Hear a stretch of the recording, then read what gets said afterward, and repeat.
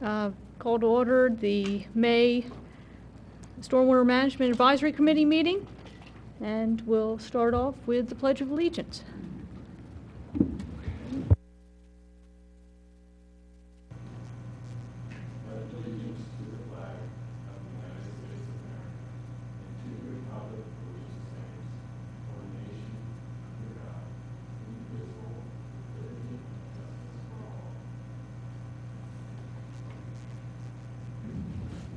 Okay, everyone have a chance to review the meeting minutes? Any comment? Yeah, the only comment I had was an action item about the, putting the Gannett Fleming culvert study priorities. So Dan got that one before. And I noticed that the meeting minutes that are referenced, it's supposed to be the March meeting minutes were Okay. approved. It says April, so that was just a typo.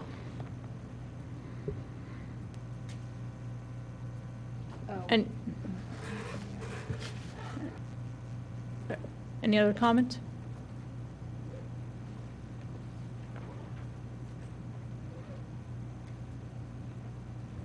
So are we making the change then? I guess we'll make the change to correct to the March and the action item. And with those two changes, move to approve. Second. All in favor? Aye. Carries unanimously. And let's see. Any public comment? No? No? Moving right along. Discussion of the Banbury Francis Design Consultant interviews and recommendation. Dan, do you want to give a short synopsis of that? Sure. So we received, I think as you all know, 8 proposals originally for the design of the Banbury project. Steve and I, we went through them in detail, and then we made, at the last meeting, we made a recommendation to shortlist 3 of those firms, T&M, RK&K, and Meliora. We then conducted interviews, as you all know, the following week with them, and Paige, Tim, and why am I blanking? And Regina, of course, were all there with us. So we were kind of the selection subcommittee, if you will. After the interview, we had follow-up questions for all the firms that we submitted. This was 2 Mondays ago, I believe. And that was May the 2nd. The firms all had 24 hours to respond. They all did respond. All good comments, good interviews, I'd say overall. At the interviews, each firm had the option to spend the first half of the hour basically doing whatever they wanted. They all elected to do a presentation. The second half of each interview was spent asking questions by the committee. Again, really good process, good interviews. All 3 firms I thought were excellent. We did decide unanimously to go with T&M Associates. We thought that their qualifications, their fee, their approach really just provided the most value to the township. They did happen to be the lowest cost of all the firms, and this was even after some of the follow-up responses where some firms added, some firms reduced their costs, or said that that the costs could be added or could be reduced accordingly. So even after that, they were still the lowest cost. Again, we thought that they provided the most value.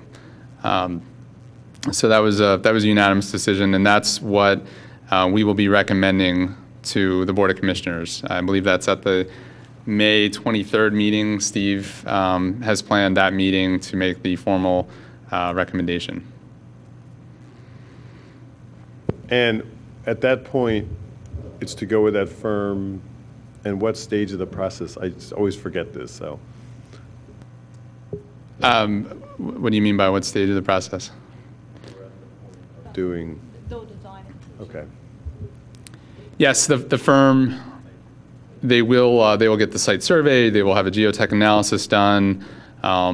They will also be exploring other options for stormwater management, flood reduction in that sub-watershed, and then they will be developing construction documents for the project.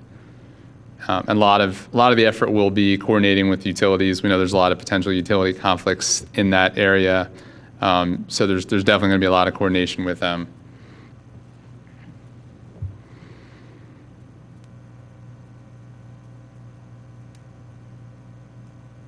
You add anything, or that pretty much sums up what I Yeah, thought of the It interviews? was, yes, it was very impressive. All three were very impressive presentations, and the skills that were provided by all three teams were excellent. And knowing that we're going to have more projects moving forward, it gave me a good feeling knowing that there's a lot of people interested in doing this kind of work.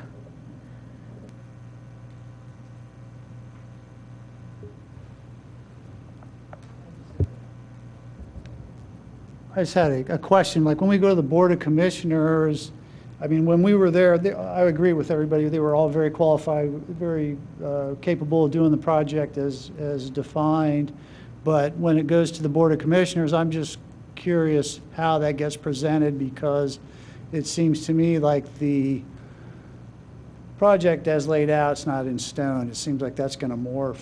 And I just want to know, I guess ahead of time, how we plan on, two things. One thing is, none of the three firms that came in my opinion, wanted to do the project as it was laid out. And I think there's good reasons for that. And I think that's one of the things we need to do going forward, is explain why, maybe there's some better ways to go forward doing this sort of thing. And then the other thing is, it seems to me we've got this great model that Dan has that we're not using to evaluate this particular project or any of the other projects. I would encourage that, since we have the capability to model this and determine what the impact is, that gets included with us going forward with this entire process. Maybe Dan can comment further, but when the design gets further along, I would imagine that Dan could probably incorporate a more precise design in your model. That's correct. Any changes that occur to this design throughout the course of the process could be reflected in our model as part of the township-wide assessment. Could we determine how effective this project's going to be to eliminate the flooding? I mean, could we model that in there as well as model in removing the restriction? There's like that 30-inch pipe that goes into the 15-inch pipe. I mean, in my opinion, that's what I would do. If it was all my money, I'd say, okay, we're doing this, we're going to model it. Hey, let's take out that restriction. Let's look at what that brick culvert restriction is and see what impact that has on everything too, and do it all one in one. And just hey, just to go back to it, I read that Cahill study from 2005. And they said that this sort of a thing with this amount of acre footage of, you get 2 acre-feet of storage there, that's only going to give you 1 or 2% relief on a 100-year flood. They were very negative on the retention basin approach kind of thing. And I just think we need to think long and hard when we spend this kind of money doing these sort of things, that we're making the right choice and we're getting the biggest bang for the buck. Well, and that's part of the goal. That's one of the main goals of the township-wide assessment, is to look at areas like that and to factor in what these different solutions will be doing and what combinations of these solutions will work best. So that will be part of that process. So this project is going forward as conceived. It may change along the way, and we will certainly factor that into the design and evaluate the effectiveness of that project downstream. Dan, we did model locally, right? This project was modeled. Yes, this project up until the bottleneck at the Wawa, that was modeled as part of the concept development. So what I'm referring to now is that the model will expand beyond that. Maya, did you have a?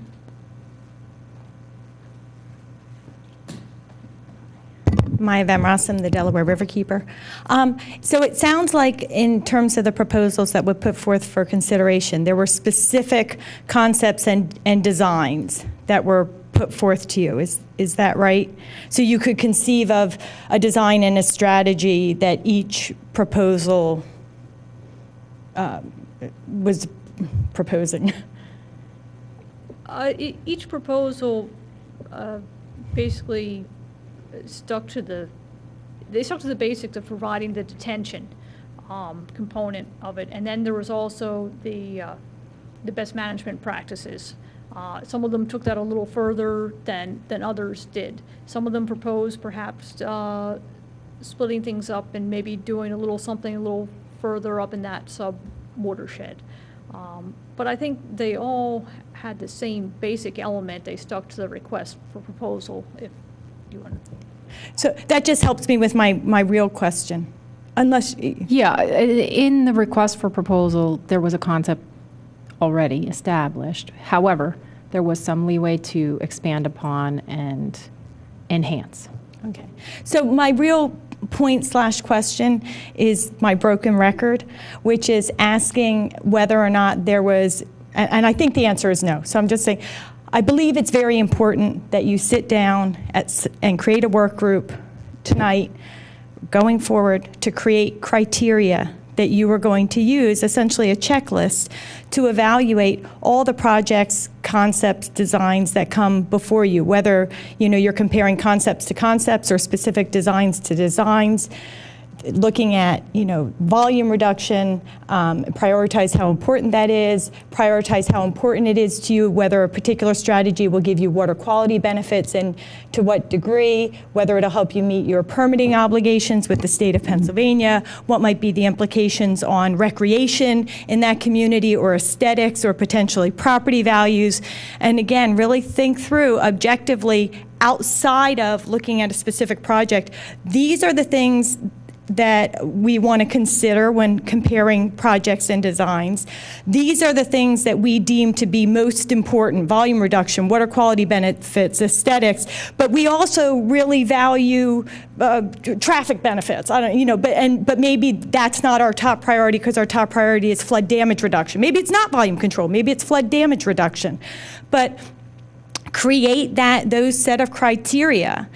Prioritize the importance of those criteria, so whenever you look at a project, a design, a concept, you're able to evaluate a little bit more objectively as a group than sort of the more qualitative assessment that just naturally comes when you're in a given moment with a given different set of people and a different dynamic. I just think those design criteria are critical, so I'm going to ask you again to please make that a priority piece of work that you engage in.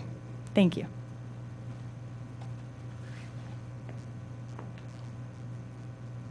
All right, thanks, Maya. Does anyone have any other comments or questions about the design consultant selection process?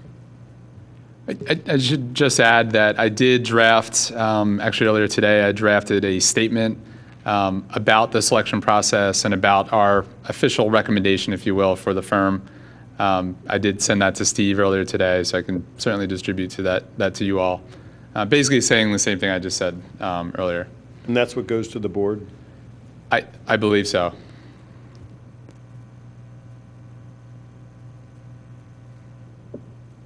Any other comments or questions? No? I'm sorry I joined late. I apologize for that. So then, do we or do we not need to vote as a stormwater committee? That's what I thought. Okay, so, good. Dan, you're up. Township-wide assessment update?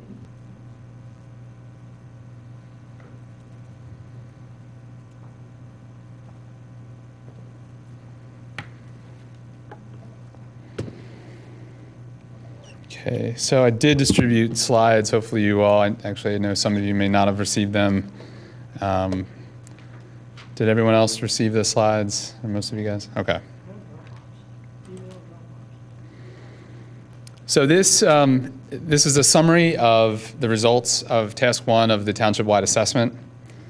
A little bit of the background.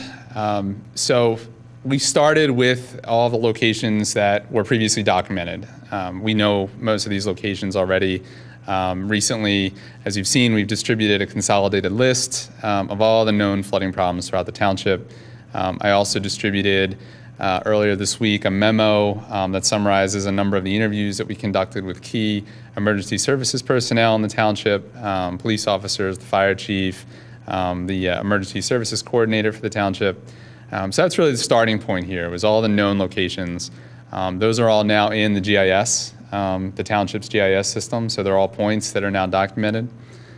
And what we were trying to do here with this first task of the flood assessment, township-wide flood assessment, was to run our flood modeler software. So this is the surface-based flooding model. And this would help us to either validate known problems or identify new problems. As per the scope of work, we looked at the 25-year 1-hour storm event, which is about 2.4 inches. We looked at all 4 major watersheds within the township, as well as a tiny little piece of Cobbs Creek and another fairly small area of the Mill Creek watershed. We refined the boundary conditions from our previous Ithan Creek model and from the previous township-wide model that we had done as part of the Ithan Creek study last year. So we made some refinements. Those are based on some FEMA information that we were able to obtain.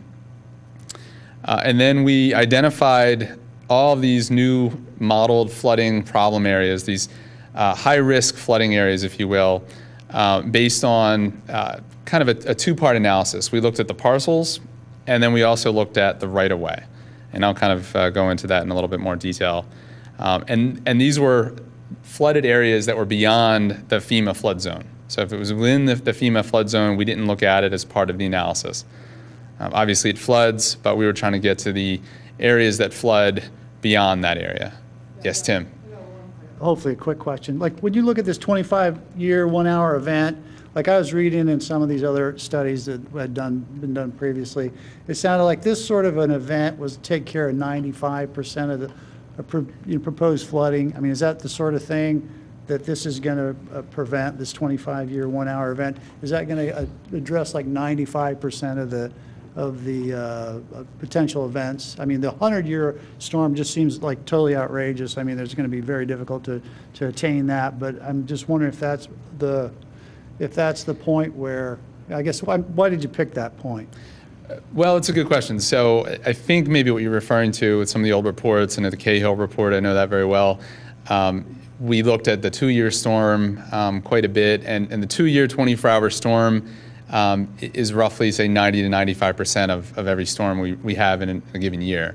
The 25-hour or 25-year 1 hour is a very flashy kind of storm, so it's a lot of rainfall in a really short amount of time.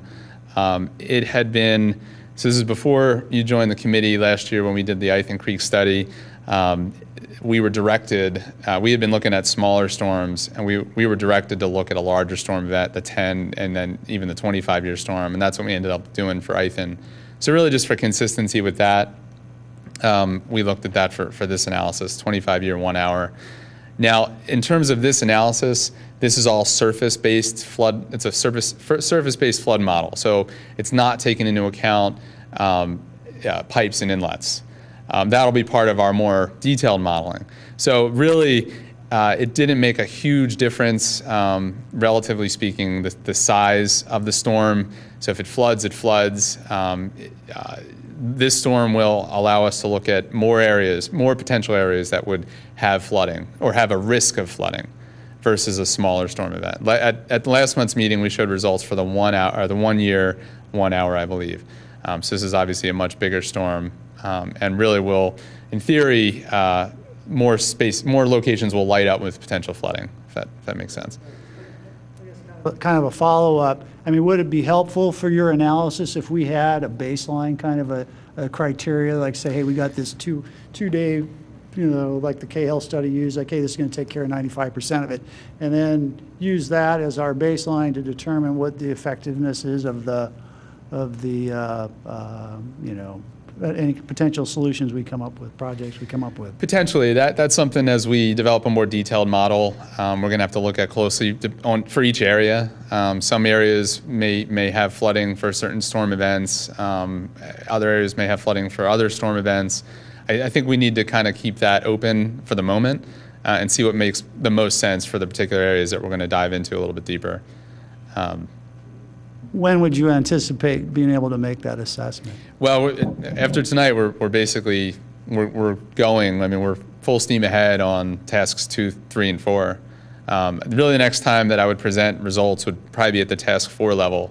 Task 3 is really just modeling of existing conditions. It's really not going to tell us a whole lot. We could certainly give an update on that, but really the results will be probably in about 2 months, 2 to 3 months, where we start to see some real results for potential mitigation projects. But that's going to be a 25-year, 1-hour event? That's the default. But again, I think we're going to look at what storm is going to make the most sense for which particular areas. It may be a different storm. So what this slide shows, these are all the locations that are documented. Again, I think we know a lot of the hot spots. That's to give you some context here. I think that's right where we are now, or actually right around there, the Township building. We know the North Wayne area. We know that very well. There's a lot of flooding there. Downtown Wayne near the middle school, certainly lots of red points there. So a red circle indicates a documented flooding location. Either we were told that information from Township staff, from you all, or it's based on flood complaints, if you will, from particular residents. So that's what this is. That's kind of the starting point. I'm sorry, I'm sorry, Joe. Go ahead. So could you get back? Yes. So being that you are the township tonight, because there's nobody from administration here, I have a couple questions for you. Mm-hmm. One, does this include the list that has been talked about in the past that our township manager has talked about at several Board of Commissioners meetings? Yes, my understanding is this is inclusive of all those locations. So the answer is yes? Yes. Okay. Does this include the results of your interviews, which I really like, by the way, that sheet that you gave, because I thought that did a really nice job? Yes, this includes that as well. Okay. So Yeah. this is all inclusive of everything that we know about? Correct. Okay. And as I mentioned, the beauty of GIS, and that was part of what we did last year for the township. So this is all part of their system now. These are points. We can add information to these points. When new flooding complaints come in, again, it can get added to this. It becomes a record. Because one area that, and not to put you on the spot, one Sure. area the map's hard to read, but earlier this week we had a little bit of email dialogue about the underpass at Conestoga Road and Locust.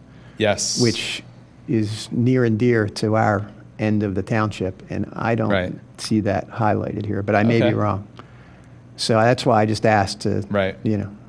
And that would be over in close somewhere, yeah. down. I don't know. I don't know if that. If you could just confirm that, Right. not now, but, Okay. but that's great. So then this is our roadmap of everything that we know Yes. about. Great. Yes, correct. Dan, is there some spreadsheet with all these places listed? And is there a mechanism to add, I mean, if this is missing, is a is there a spreadsheet. mechanism? Okay. Yes. And so how does one add a point? In the GIS? Or Well, I'm into just saying, I mean, so now this is our official list. So if we Yes. if somebody else comes up and said, here's a flood place that I want, like Right. on the, how do we do that? Or we just let you know? or- Yes, I would say the workflow would be to let us know. We can add it to the list, to the spreadsheet, and then that gets added to the GIS. Were there any surprises? Did you find good information that wasn't being brought forth by the township originally? In the interview process? And, Or- and with the emergency personnel as well? Right. I don't know if there was any real surprises. I was interested to hear the fire chief's comments, Mr. McGuire, Sergeant McGuire. He had some interesting comments about fire trucks He was fairly cavalier that fire trucks can get in most places at most times. I don't know whether, if that's entirely true with some of the really deeper flooding. Maybe they just didn't try to get through certain areas, but he seemed pretty confident that fire trucks can get to most places at most times. Others that I talked to, some of the police lieutenants, Lieutenant Flanagan, Lieutenant Block, even George Smith, Sergeant Smith, they all indicated, yes, there are times, there are roads, and some of those are listed in the memo, that they are impassable. They mentioned North Wayne, South Wayne, all the kind of usual suspects. So they're more, I don't want to say qualitative, but their opinion was there are times where roads are just impassable and just don't try to even get through those, which is certainly true for cars, if not fire trucks. Yeah, and I think that information is very valuable because they would know. Right. But there may be other flooding locations that may not get to that point, or they may just be kind of off to the side that it's good to know we can just pass information through you to include whether or not it's, as high ranking, as long as it's being tracked. Well, and the location that Joe mentioned, the underpass, I don't know if that was on our radar, at least. I'm not sure if we had heard about that. And I believe two folks that we talked to mentioned that as a problem. So, that got added to the memo. If it didn't get added to this, I'll make sure it does. Garrett Hill is named for a reason. Any other questions or so far? So I'm just looking, I just want to make sure I understand this. So with the 25-year 1-hour storm, so it's a lot of rain. This is at the end of 1 hour? Is this how this map looks? Yes. Okay. And so the fact that the yellow, you can't see it on there, but I can see on my screen here that the yellow is at the top of the watershed makes sense, right? That the water's still up there and it hasn't flown downhill, or what? It's really just a function of the land surface. These are low spots. These are areas that are prone to getting inundated, getting flooded. So it's really a function of the topography. Okay. So is this just a model that takes the geometry and puts the water on top of it, or is it routed? Is it relating to the land cover? Yes, there's certain parameters that relate to the land cover. I think you should go a little bit into Yes. that because not everyone's going to. Yes, I don't have the list of parameters, but there are parameters that get input into this model that do relate to the amount of impervious cover, the type of land that's not impervious. All of that is factored in. I believe there's even a factor that gets applied to try to account for the conveyance network that this is not directly accounting for, but I think there's a factor that accounts for that. So yes, it's all of those things together, as well as the topography present this. So it's not so much routing over the land, but it's reducing the amount of potential water that would be ponded, if that makes sense. So what we're seeing is not necessarily what occurs at the end of the 1 hour. It's the maximum. Correct. So what's being represented here is not at the end of a 25-year 1 hour storm. It's the resultant maximum flooding that would occur. So you're saying, and again, this is me as a novice here, it stops raining after 1 hour and then we wait to see what happens? Yes. So there's certain reduction factors, if you will. So it's not treating it as all impervious. So any drop of water that hits the land is going to end up at the low spot. So it's reducing that. It's allowing for infiltration to occur. That's the idea. And again, it becomes much more powerful once we add in the piping network as part of the next really task 3. Then it's the piping network, the surface model together that really then tells us how we can start to reduce these flood problems. This is really just highlighting which areas are most prone to flooding. So these are just the raw results. As you can see, they're color-coded for depth of flooding. Somewhat maybe hard to see at this scale. You can see a lot of kind of light blue, maybe some light green, light yellow. And those all indicate, again, different depths of flooding. Yellow would, in this case, I don't think we have any red, so I think yellow is probably the worst case, 5 to 10 feet deep.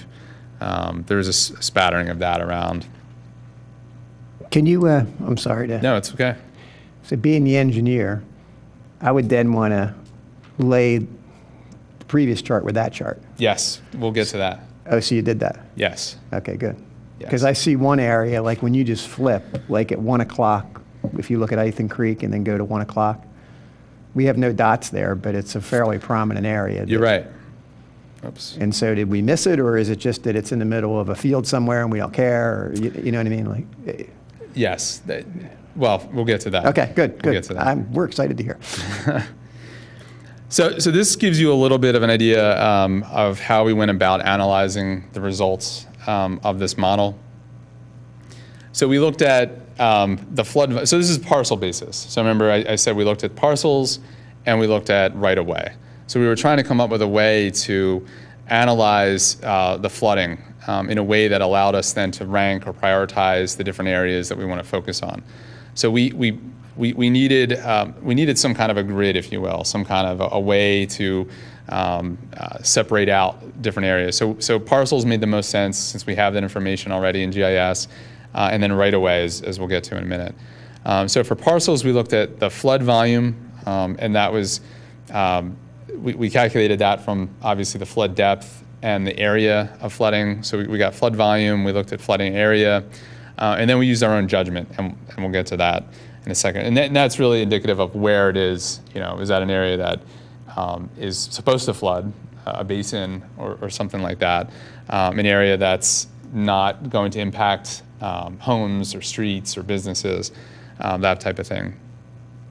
And then we also looked at what we say here, high density of parcels with high flooding volume and high percentages of the parcel being flooded. So these scatter plots are for the different watersheds, just the way we broke it up. And each individual point, I don't want to get too wrapped up into these, but each individual point represents a parcel. And so on the y-axis, we have the percentage of the parcel that was flooded, and then the flood volume is on the x-axis. So we did that for all the watersheds.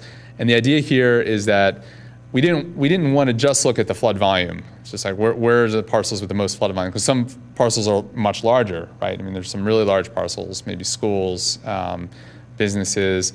So there might be a lot of flooding, but is that meaningful? So it was kind of a combination of the percentage of the parcel that was flooded and the flood volume. So kind of those two, is it's a lot of the parcel and it's a lot of volume. So that's what these kind of represent. We looked at the points that, again, kind of hit on the highest percentage and the highest volume. What is that parcel? Is this really a point of interest, if you will? Wait, did I go the right way? Oops. Okay, so this is just the same map that you just saw. And now here, what we did is we graphically indicated so by parcel, we color-coded the parcels, and we indicated the percentage of the parcel that was flooded.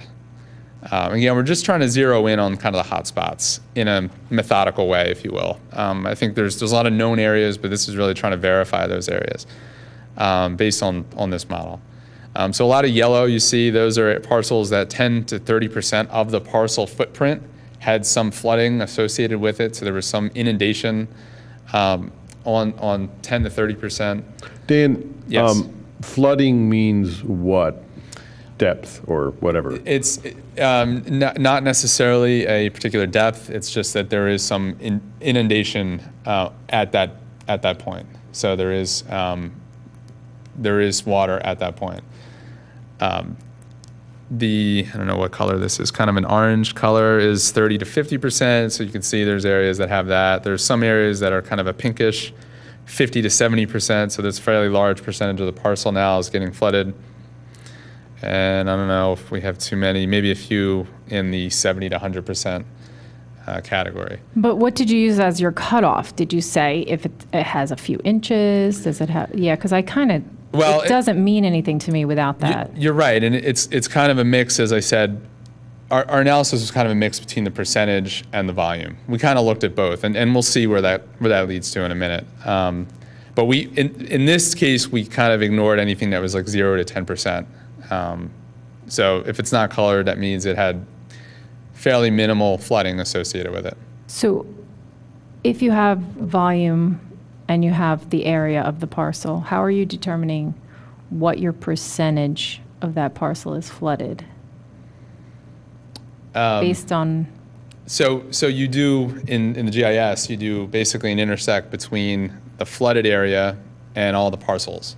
And then you can then determine what percentage of each parcel was covered with the flooding area, the extent of the flooding. If that. So you're talking about the 25-year boundary Correct. line? Yes. Okay, so the maximum area that's considered Exactly. within, let's say, the 25-year floodplain, Correct. sort of.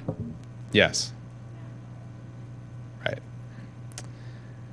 And then from that analysis, again, we looked at the volume, we looked at the percentage, and then we looked at, based on our engineering judgment, again, where are these locations? Are they meaningful? And we kind of drew lines, and these don't necessarily indicate boundary conditions, but these are rough ideas of where these clusters are, groupings, if you will, of flooding areas. So again, there's probably a lot of usual suspects. North Wayne certainly was one that lit up. A lot of that area is also flood zone, I should point out. There's the downtown Wayne, as we call it, with the middle school. Again, lots of areas there are flooding. So we try to isolate those clusters of flood areas. There may be other areas. There's certainly lots of other areas that you see with coloring indicating that there is flooding there. Those, in our analysis, didn't necessarily represent clusters of flooding areas. Maybe those were larger parcels, more isolated flooding problems. We were trying to get to the larger areas of flooding. Could I make a comment? Yes. I guess one thing that would concern me is the opposite, is small parcels that have lots of flooding, because that's typically like a concentrated area. And could you get back? Yes, I was going to show you something that might be helpful. Just get back for to your that. picture first, and Okay. if you look at Mill Creek, over on the entire right-hand side. Yep. And then just go straight to 9 o'clock. Mill Creek, keep going down, Mill Creek, straight to Okay. 9 o'clock. Keep going over, keep going over. Keep Oh, going right over there. here? If I think that's where it is, I think that's a lot of row houses in the Bryn Mawr area. And that land is depressed there, if it's the place I think it is. So, do you know what I mean? Like, there could be a high concentration of people Yep. there, just because it's not a field in the middle of, or it's Right. not Wayne, which we're always talking about, quite frankly. I mean, so Right. I just would like to, for Sure. some of these areas, I don't think we can ignore the small areas that are, Right. have a high concentration of people on them. That's all. Okay. Well, I'm wondering, how difficult would it be to add a map with the 10-year? Because for me, the 25-year is not as telling as the 10-year. And also kind of the way it's being broken up, it's a little counterintuitive, because when your land is in the flood fringe, you have a very shallow depth of flooding there. So the volume, like you're saying, might be less, but you're showing maybe a higher percentage of the property is covered. So maybe down here where you're seeing red, it might be a very shallow depth of water over a good portion of the property. It's not, you know what I mean? It's not necessarily the severest locations. So I kind of feel like in the 10-year storm, if it pops up, then you know it's a problem. In the 25-year, you're going to have water everywhere. And so the 10-year, to me, I'd like to see what locations pop up, if possible. Sure. Yeah, I mean, running a different storm is not a big deal. It's really the analysis that goes into it. But we can compare the areas that we started to isolate. We can compare them from the 25 to the 10. That's easy enough to do.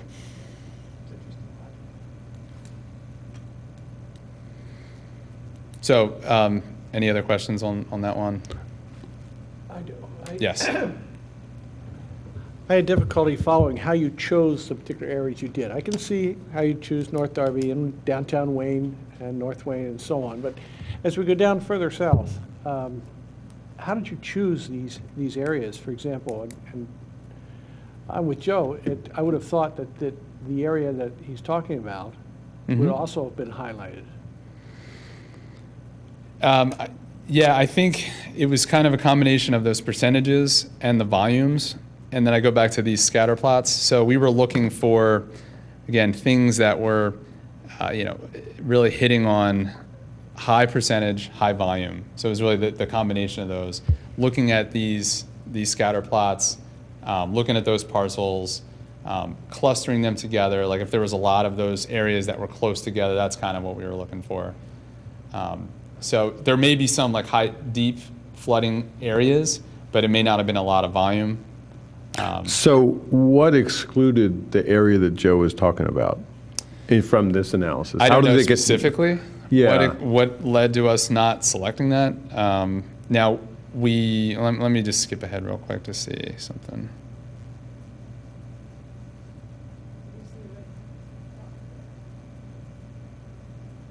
Yeah, we have the red dot there, but we didn't even highlight that for the street analysis. So we weren't seeing meaningful right-of-way flooding there. It's not to say that it doesn't occur, but yeah, it just seems like that area. you have a set of criteria to do a selection, and it does seem like it's ruling out a small but significant flooding area. So what is it in your? That's exactly why we're having this conversation, in case there are areas that we do want, areas that we're not looking at, but we should be focusing on going forward. That's exactly the kind of feedback that we're hoping to get. Well, I guess at least we would kind of want to know why that's showing up. Maybe there's sure. Maybe there's a restriction somewhere that's preventing that area from seeing any of that water. Something upstream of that may impound. A parameter you're setting that's making it. So if there's a culvert upstream of there that only passes the 10-year flood and holds everything else above it and has a pretty high roadway, then it will never see more than the 10-year flows. That could be happening, but without looking further, we wouldn't know. I've been able to orient myself. I've become a Radnor native.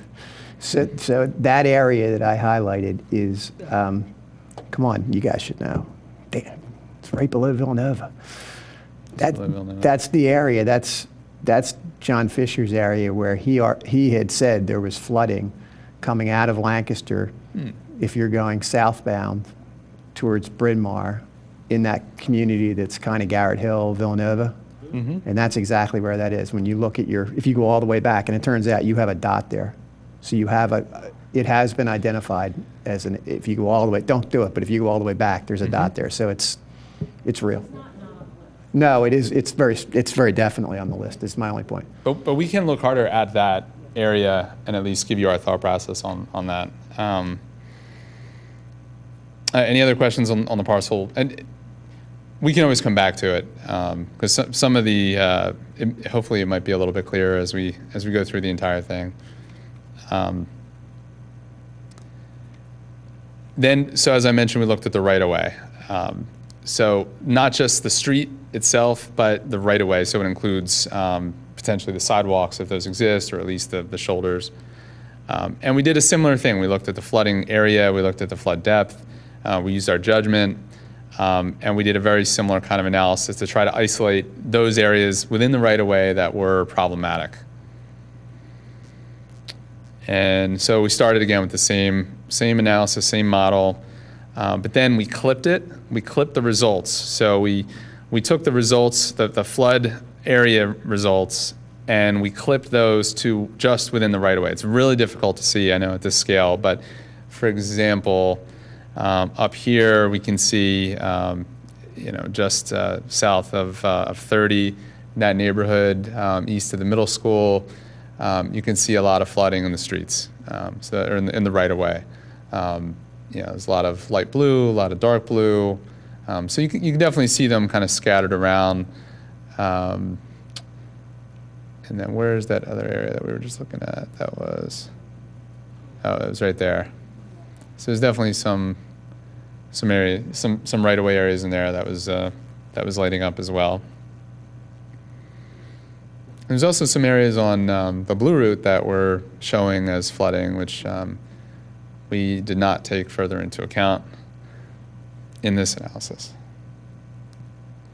So again, we looked at, we did a similar analysis, really just try to isolate the clusters of those right-of-way areas. There was really no good way to do this because there were lots of areas of flooding within the right-of-way that were nearby each other, if you will. So there might be a small area, then a little bit further over, there's another small area that kind of related. We were just trying to find the clusters of those flood areas. So that's what this represents. And then we put the two together. So we put all the red circles together. We saw some overlaps. We expanded as made sense. So what this shows is all of those clusters as we've identified them. It also shows all the previously documented locations. Those are the orange circles that are outlined in black.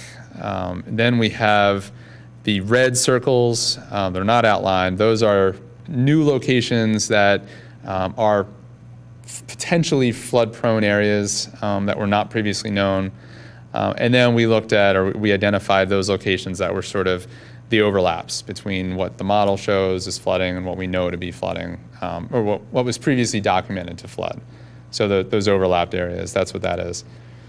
So in theory, all the points here are all the known or modeled flood-prone locations throughout the township.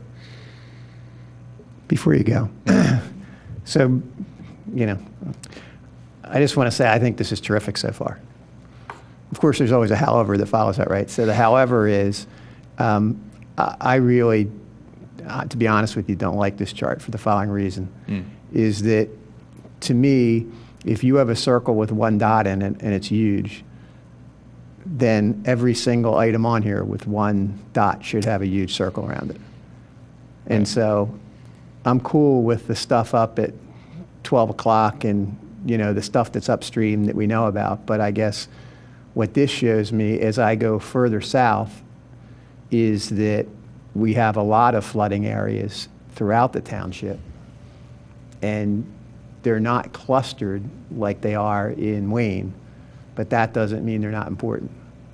And so I guess I really struggle, to be honest with you, with any of your circles below, say, a third of the way down the page.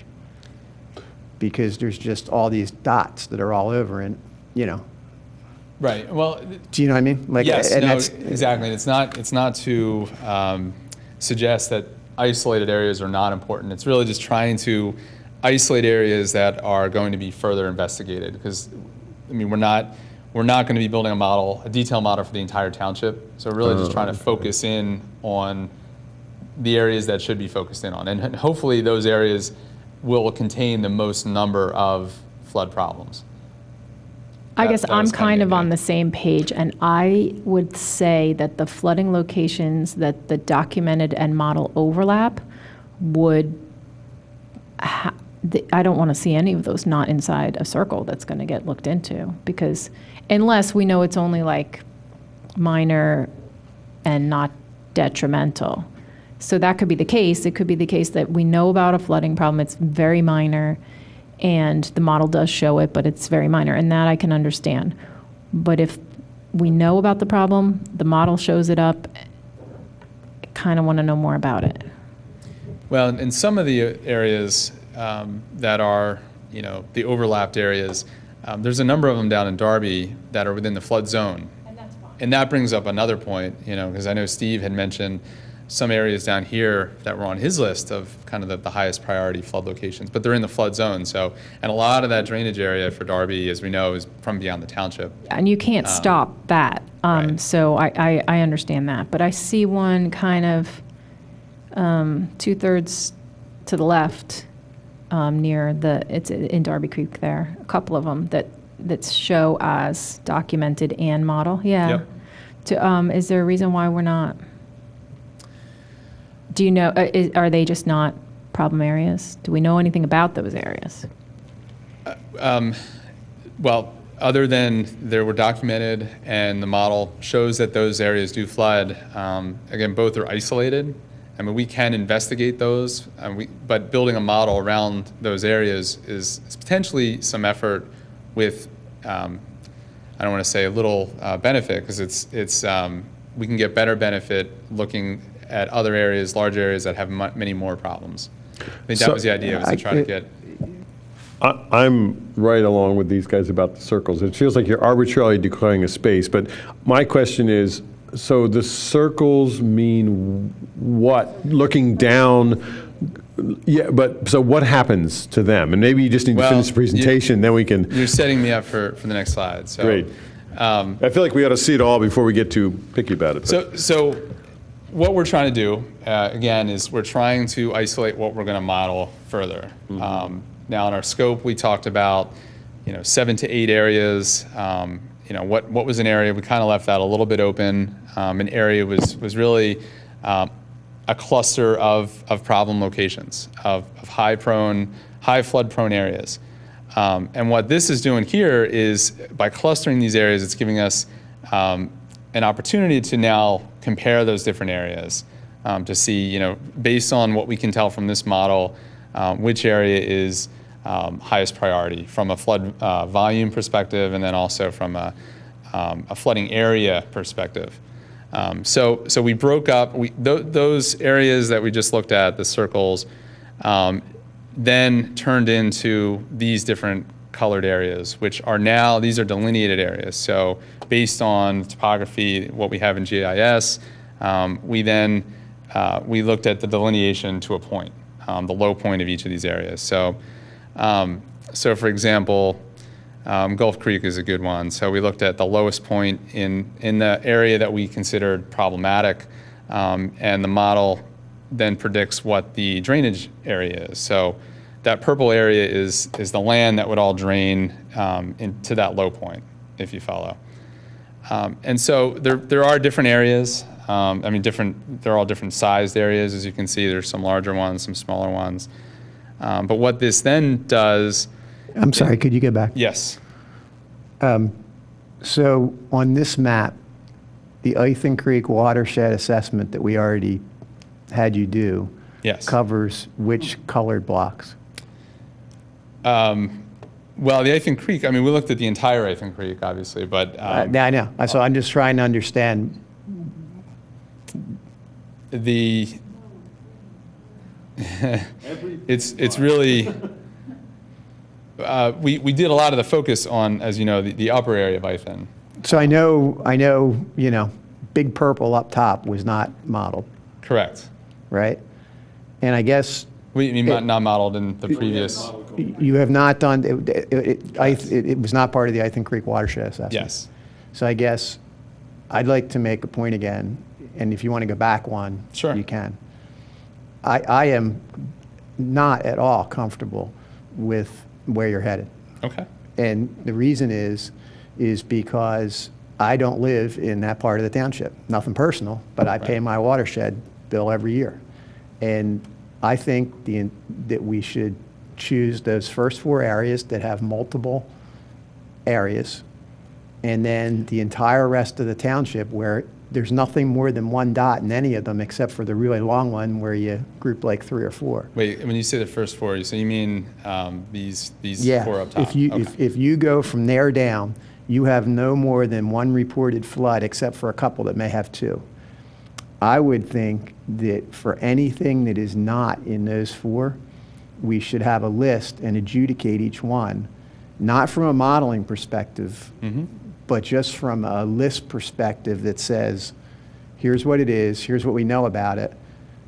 And if we know about it, and for example, Cumberland Place pops up, well, we know about Cumberland Place and we've been briefed on it and the homeowners come in and, but if it's, my favorite example of the night, if it's the underlying area that PennDOT owns on Conestoga Road that floods with locust that Steve goes and, God bless him, fixes all the time, then, do you know what I mean? Yes. And that's not a modeling thing. That's just an adjudication process so that our list is complete and that we're showing folks that we really have looked at every one of those areas. And from then we can say, okay, now here's where we're going to focus our modeling, because you may have one of those dots that is so important to us because of, for whatever reason, that we need to go model. So I just want to come back to Maya's comment about prioritization, I mean, if we're going to go that route, then what she's suggesting is really, something like that has to happen. And that would be my point number one. Point number two, I'm really uncomfortable with leaving out that little spot next to Mill Creek. I really think you ought to put a circle around there, because there's 2 dots there. And there's overlap for 2 of them. So those are my 2 points. Good comments. I think where we're headed here is that we would prefer to further investigate locations based on impact more so than geography, because the way it is now, it's kind of selected because maybe for efficiency reasons, it's better to model a couple of things together. But without knowing enough information about each of these sites, I can't really say that the ones that are circled in the lower portions merit further modeling over ones that aren't circled. And you may have a better sense of it because you've been working with the data. Right. I think you may just need to convince us of that if that's what you believe, but it's not coming across. Is it possible to just, number the dots and give a very brief, sentence description? This is an entire neighborhood. This is one guy's one front yard that, floods a foot when it rains heavily. So we know if it's something that's impacting a lot of people or perhaps just, a minor impact or inconvenience on a few people. Yeah, just because something's reported doesn't mean that it's reported by people on a regular basis, multiple times per year. So that's hard to get a sense for. I think if it's a matter of process, what Joe was saying earlier, that the top 4 circles, maybe advance those and kind of hold off on the rest till we're comfortable knowing that that's the right place to look deeper. How do you guys feel about that? So the criteria for the bottom half of the map would be, just propose something. Well, I agree 100% with Maya that really we should have a way to at least group things in, not necessarily order them 1 through 20, but be able to say critical, severe, maintenance issues, something along those lines to just kind of put the ones that put people at risk safety-wise above things that are just nuisance flooding. That would be the kind of thing.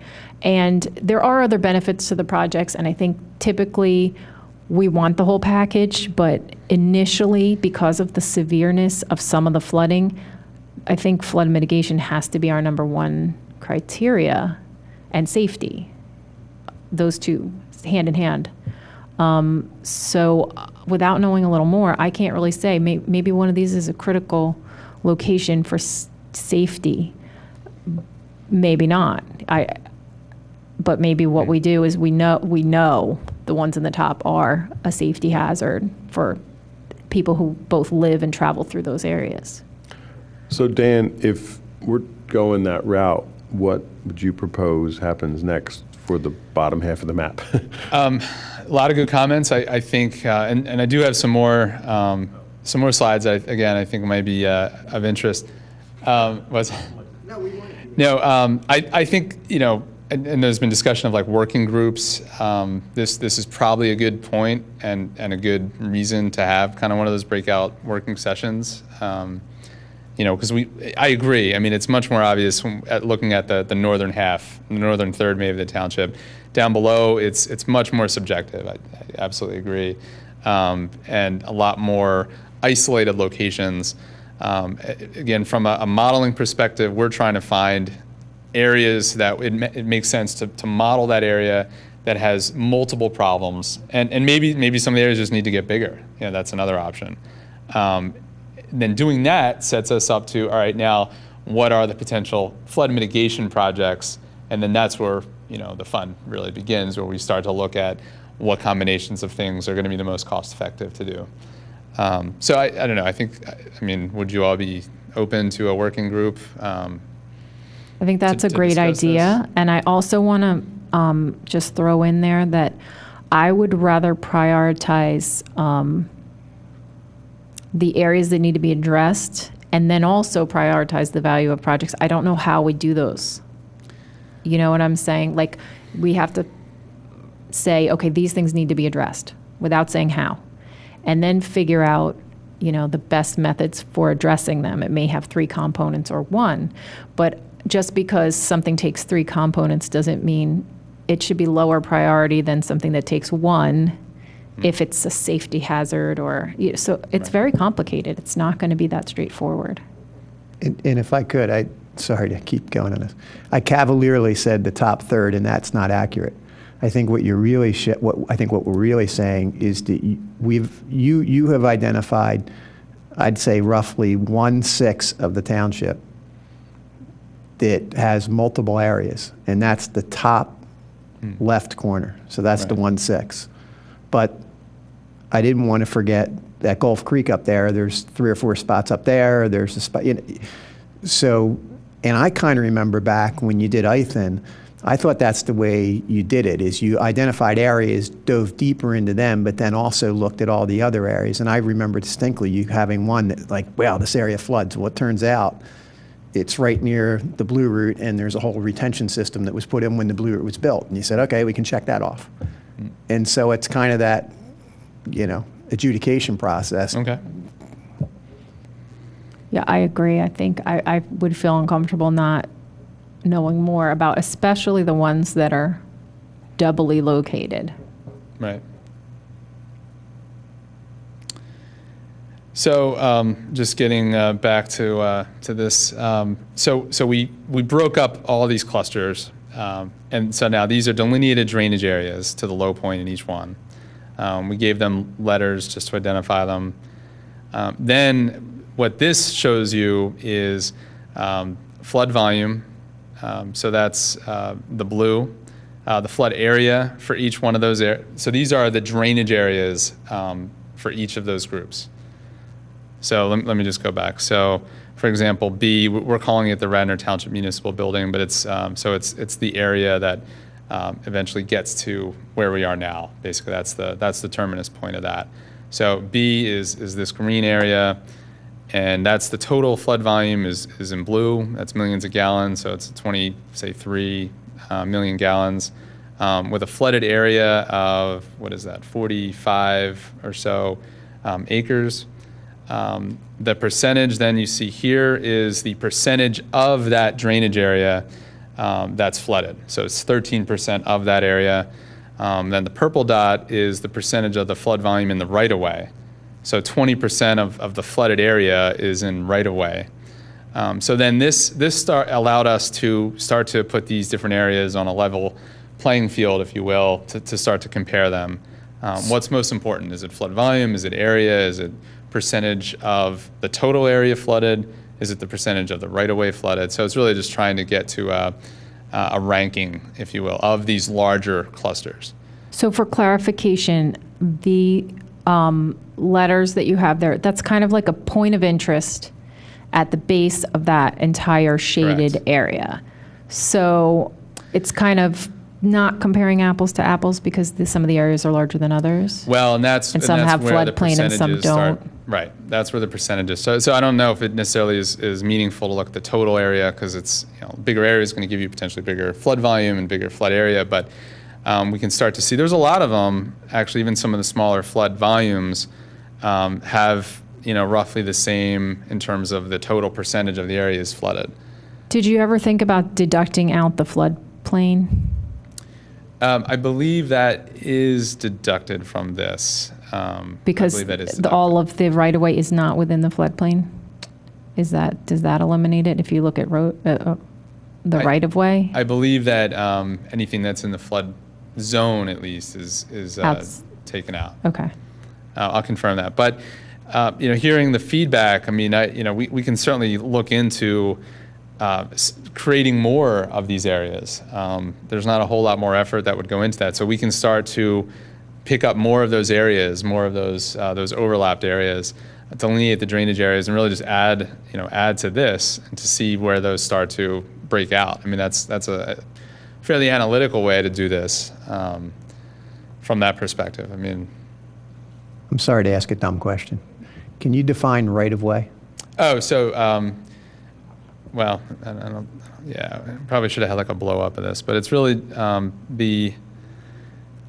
it's these locations, streets. That's what we're calling it, but it's beyond. You're taking whatever is like sidewalk, it could be an 80-foot right-of-way. So- It could be a 60-foot right-of-way. Is that how you're Yeah, doing so from tax map? In the GIS that we have for the township, streets were, and this was all the data that we kind of inherited, streets were lines. And originally, I'm not sure who did this, but the lines were offset a certain distance to represent the street width. I don't know if they were necessarily done correctly to each street. So, but there is a right-of-way layer in the GIS, which, as Regina noted, so it's the legal right-of-way. So that's what we were looking at. Instead of just the offset street widths, we were looking at the legal right-of-way. So it's any flooding within that area alone. But it doesn't include public land. So it doesn't include like a park or a school. I don't believe it does, no. Because the only reason I ask is that, At least in that layer. again, you give a geek data, he goes nuts, right? So I don't understand why Fox's Run has a 38% right of way when it's like nothing personal. It's kind of in the middle of nowhere. That's really saying that 30% of the flooded area was in the right-of-way. Oh, So- okay, Yes. okay, I understand now. Thanks. Right. But there's a lot of road flooding, so that might be potentially significant if the roads are getting flooded in there. That's what it's trying to get to. It's like looking at all these different chunks of land, these clusters, and how we define the clusters. Again, there's certainly interpretation there. We could have subdivided these. We could have made some of these larger. Again, I think based on the feedback, maybe we need to add some more areas, and that might answer some of those questions. So anywhere where there's an overlapped area that we're not capturing, we can delineate. It's really just the model delineating that area to that point, and then just looking at the model results in that area, and we can look at what those results would yield. I guess, given this data for myself, what I would probably like to do with it, I would like to say, okay, here's the things that pop up. Is there anything significant that isn't already reported, and can I cross it off the list, and how? And then look at the things that are already reported and look at the severity and the impacts, and then kind of pick a short list off of there. And like I was saying, like critical, severe, that kind of thing, so that we make sure that we address all the critical and hopefully all the severe, at least for the short term, to look at concepts for. And then you can put those concepts up against each other for value and things Yes. like that. But I wouldn't want to see any severe left off the list Right. just because we arbitrarily chose a certain number. And I also wouldn't want to see, a sense that we overlooked something that just because it wasn't recorded, it could be a serious problem. But it just may be a field visit and you see no sign of erosion, you see no sign of, and no one's reported it and there's nothing in the area. I don't know how we get to that point. I don't know if Steve can help to cross some of these off the list, just knowing the township. Is there a shortcut for crossing some of these, dots off the list? Well, for those dots that are outside the A through L areas and outside the 100-year floodplain that you have labeled, can those be numbered or identified and just even a brief description of, it's a reported problem and it was reported by a dozen neighbors, or it was, one time reported by one resident in this neighborhood. Well, that's what the working group would do, correct? Well, we're talking about a working group to look at this, didn't we? Well, Go there? if I understand, I think what Paige is saying is you would like more information on some of those areas that are overlapped, they were previously documented, and the model shows that, yes, there is a potential for flooding at that point. Just even a one-line description of, report from one resident in, June 1998. Or, every 6 months, we're getting reports from multiple Right. people that this is, floods. Well, and as Paul mentioned or asked about, there is a list. I believe a couple weeks ago we had distributed that. Actually, it may have been before the last meeting, where it's kind of the consolidated list of all the known documented flood locations. We can update this map, maybe indicating the numbers we can give these numbers, all these points, and then add those to the list, and then you can kind of cross-check what those points are. That would be Kind of like a fairly key easy map do. to go with the list. Right, And right. whatever information is available Right. with that. The thing I'm thinking also is we can use our own judgment and go out and get information. I would be willing to take a look at some of these things and just take pictures or whatever if that's necessary to help, build the data set. I don't know how you guys feel about it, but it's a lot to do in a short amount of time. So, I'd be willing to pitch in if needed. Well, and I agree. I think that Regina, you had mentioned, or somebody had mentioned, looking at deciding to pursue those upper areas for sure. If that's the case, and we can certainly get going on those. So I think that would be, the A, B, I, J, and K. So those 5 areas that are up there. A is, that's essentially modeled at this point, as we know from our previous work. So there's really not much more that has to be done there, except until we get to task 4, where we start to look at other opportunities to reduce flooding even further on South Wayne and Lancaster. Quick question, Wasn't can you B talk about included in that J too? and K a little? I'm sorry? Yeah, good. Talk about J and K a little. Are those, the reported ones, are they within the floodplain or outside? Those are mostly outside. Yeah. Okay. And I'm sorry, I had 2 questions. I apologize. Sure. So I thought we did B when we did Ithan too. Well, when you say when we did, so the concepts were... When the Ithan Creek watershed assessment was completed, Yes, it included the township building. it did, but the detailed modeling did not. Okay. Right. So, Yeah. so the detailed modeling that we're going to be doing in task 3 for this Right. is taking it to another level. So- That wasn't done for that one. So now you're going to be maybe happy. So I'm going to change what I said previously, because I guess now looking at your results, which we should have let you do, which I didn't, right? Because I'm impatient. To me, I stand by what I said personally, with the exception of G. Because when I look at G and I just flip between this picture and the picture before, it's a contiguous water flooding area. If you look, just now go back. Like, that's one big water area that's got all kind of green all over it and all these connecting, and there's not one, there's like 6.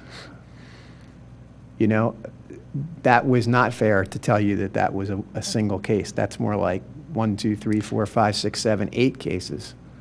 And then when you go to your next page, This one? if I say purple is bad, that's why I wanted to understand purple, then, Oh. which I think it is bad. If flooding is our primary concern, which I think it should be personally, then I think that we should include that from this data, but you tell me if you don't agree. I guess I would like a little more information about the 2. There's only 2 that are reported, because again, I'm not real happy with the 25-year. I think that's pretty severe. I think the in 10 G? is more telling. In G? Yeah, I think taking the 25-year as your assumption for like what we should evaluate may inflate some problem areas beyond, others, just because it's such a big storm. So the 2s that are circled, only one of them is a match, right? Where between flooding and model and documentation, right? Right. So Oh, I see. how There's red dots. well documented is it? Is it a big headache for the township? Is it a safety fault. issue? Yeah. No, That's, I guess, my question. Right, and I understand it's a good idea to model that area because but a lot of those look to me like they're along, natural channel type locations, so maybe they're not nuisance for anyone. Right. But that one that's the match, that's documented, if that's a real serious problem, then maybe that justifies that point of interest. Okay.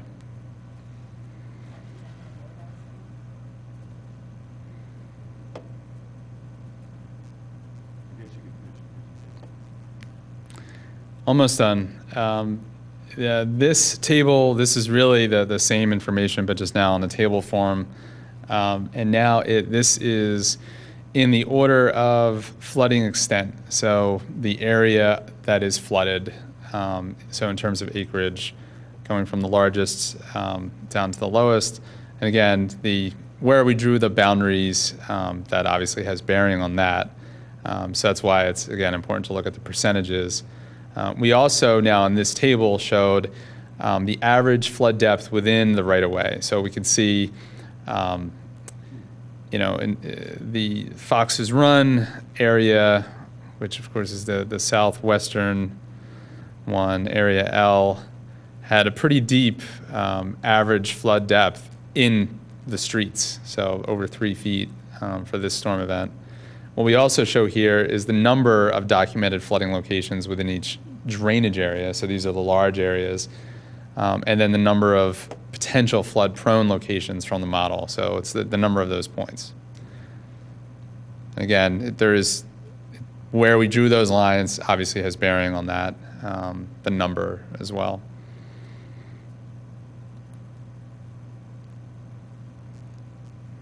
And the colors, obviously they're an attempt to try to capture the larger for each column. Yeah, the reds are the larger, the greens are the lowest. I'm struck by the difference in North Wayne between documented and model, 8 and 2. That just seems really... Well, I should say that the points for the modeled locations really we're just trying to get at the center point of some large areas of flood, of flood inundation. So it's whereas you may have maybe there's multiple houses that have reported flooding in a certain area, so maybe you have multiple documented points. Whereas in the model, we're really just saying, okay, this one point represents this flood area, if you will. So I think there's a little bit of discrepancy there. I'm sorry, I just want to offer this. I've been sort of wanting to say it for a while. One of the other pieces of information that I've been really encouraging is, like when you talk about documented reports of flooding, really getting an understanding of what that is. And I'm going to use an example in the Neshaminy Creek watershed, where there was one community where there was a high level of complaints about flooding and flood damages, and some people were really upset. But when one investigated further, what was being flooded was their landscaping. And in some communities, what they were experiencing was a little bit of water in their basements. And then other areas where there didn't seem to be, from the reports, any worse or better condition, those were the houses that were experiencing first floor flooding damages. So on the reports, it looked like it was all equal. But in fact, you actually had some parts of the community that really were experiencing genuine flood damages and in need of help. And the other areas, in all truth, on balance, really weren't. So I've been asking the question and encouraging that this information, like the part about how much water is in the right-of-way, that's really meaningful because you're talking about road passage. But with the other bits of information, what's a big missing piece is what, in fact, is being flooded, how much is it being flooded, and also, for example, could it be handled another way, right? If the real concern is a utility box on the floor of a basement and somebody's experiencing flooding in their basement, one way to handle that is to perhaps with a flood mitigation project. Another way to handle that is to move the utility box to higher ground, which is commonly done in communities. So I just want to offer that as you're discussing all of this. Thank you. That's a good point, and I agree with you. And I guess what I was excited about was specifically the memorandum that you just did, Dan, with the whole emergency services flood assessment, because it's like, I don't know, 50 pages long, but you've got police reports in here and a summarized list, and it's really, I thought, excellent as far as doing exactly what you're talking about. Maya's trying to hone in on severity from a safety and flooding perspective, which to me is important. So it's a great question on the documented problem areas, and the list now as it is, it's a result of all the different reports that we've been given. The Act 167 plan, the old Pannoni reports, information that we've gathered from you all, from township staff. We do have the source. I think there's description of where it came from, generally what each problem area was, or what the cause was for each one. But yeah, it's not necessarily ranked. This is high priority. So it's a good comment. Yeah, I think that's part of the process. Maybe the working session, as we look further into some of these areas, we can start to look at what are these problem areas? What are these these issues? Are they critical? Are they not critical? I think this is basically the last slide. So the yellow circles were really, these just indicated, I think, the top 6, 7 locations according to what we did here in terms of the volumes of percentages. So that's what these areas were, i.e. possibly the ones that we should be focusing on for more detailed study. And then this was just really the next steps. This just kind of lays out what tasks 2 and 3 we'll get to.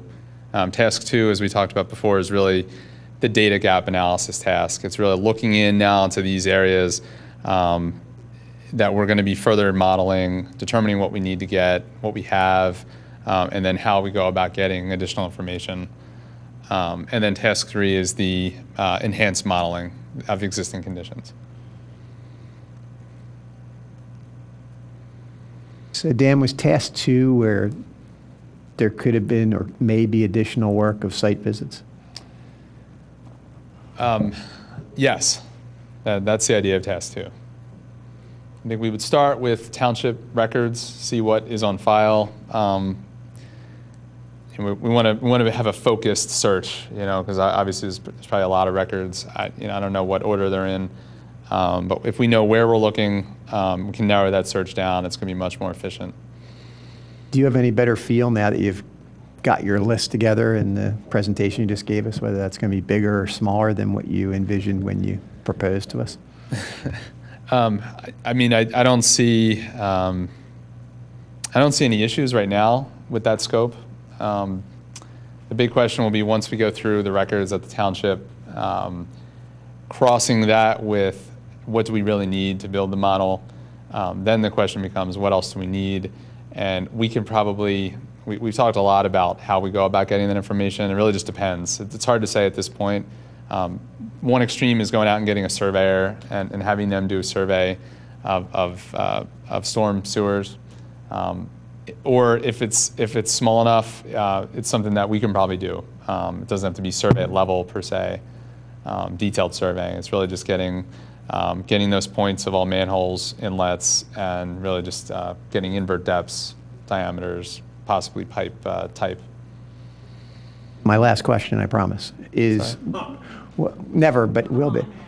Will the map that you show, anyone, doesn't matter, will we also identify township-owned stormwater systems? And I don't mean, inlet drain at the corner of Smith and Jones Drive. I mean like North Wayne Field Basin, items like that, so that we can understand how well they've been maintained or haven't been maintained, what the structure is, et cetera, et cetera.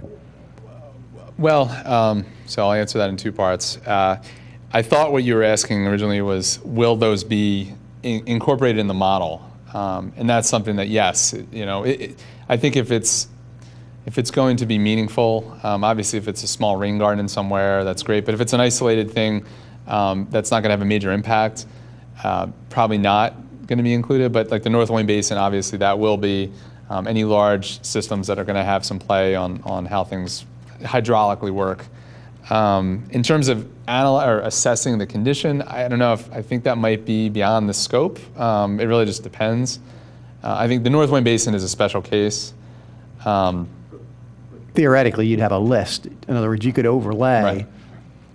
so we'd know that I don't know how many there are. Maybe somebody does, but are there 20 or are there 10 or are there 50? In other words, we could have a list that would identify, including stuff like Mill Dam, which we'll talk about here, Right.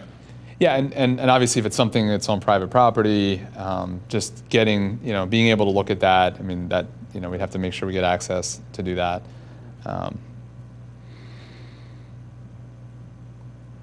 So, any other questions? How do we want to go about creating or organizing a working group?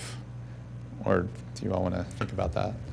I wonder if there could be a set of questions developed. So school's almost over. I'd be happy to work with Regina to, survey some places. But if we had a standardized list of questions to ask people at these flooding sites, then we could just, generate a questionnaire and then get answers from them and then bring that information back, I think. I guess I'm volunteering to help with that. Does that make sense? But I think if you had a set of questions for us, then that would be great. Does that make sense? Yeah, I want to make sure that you're not spending time, doing things that we're, being paid to do. When it comes to making decisions and having a more detailed discussion, I think, a working session would be really helpful for that. But in terms of like site visits and additional interviews and things, yeah, we can talk about that and see like how much we can cover. It sounds like we need that information before we could go ahead with a group to have a discussion about what sites to pick. So we want to get that first. Okay.